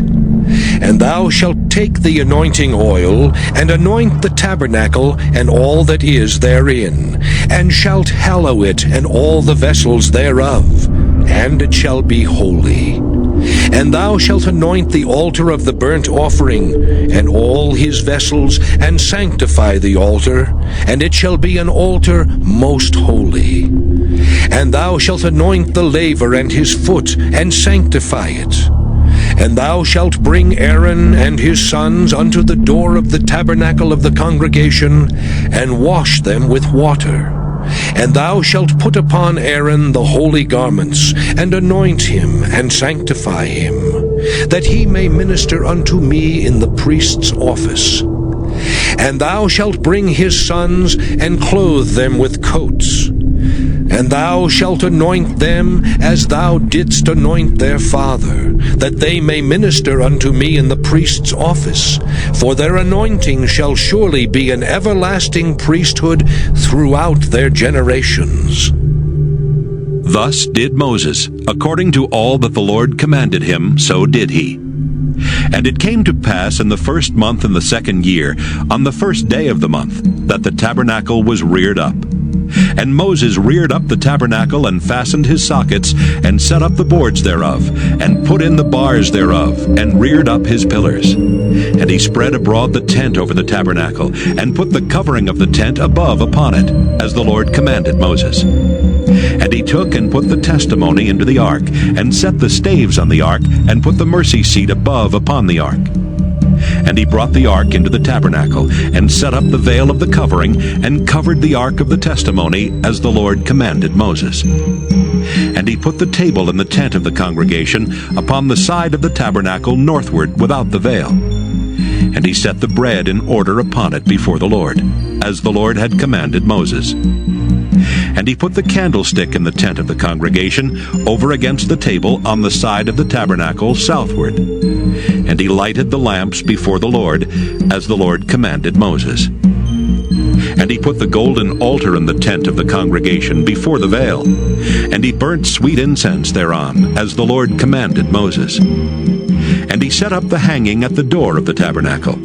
And he put the altar of burnt offering by the door of the tabernacle of the tent of the congregation, and offered upon it the burnt offering and the meat offering, as the Lord commanded Moses. And he set the laver between the tent of the congregation and the altar, and put water there to wash withal. And Moses and Aaron and his sons washed their hands and their feet thereat. When they went into the tent of the congregation, and when they came near unto the altar, they washed, as the Lord commanded Moses. And he reared up the court round about the tabernacle and the altar, and set up the hanging of the court gate. So Moses finished the work. Then a cloud covered the tent of the congregation, and the glory of the Lord filled the tabernacle. And Moses was not able to enter into the tent of the congregation, because the cloud abode thereon, and the glory of the Lord filled the tabernacle. And when the cloud was taken up from over the tabernacle, the children of Israel went onward in all their journeys. But if the cloud were not taken up, then they journeyed not till the day that it was taken up. For the cloud of the Lord was upon the tabernacle by day, and fire was on it by night, in the sight of all the house of Israel, throughout all their journeys.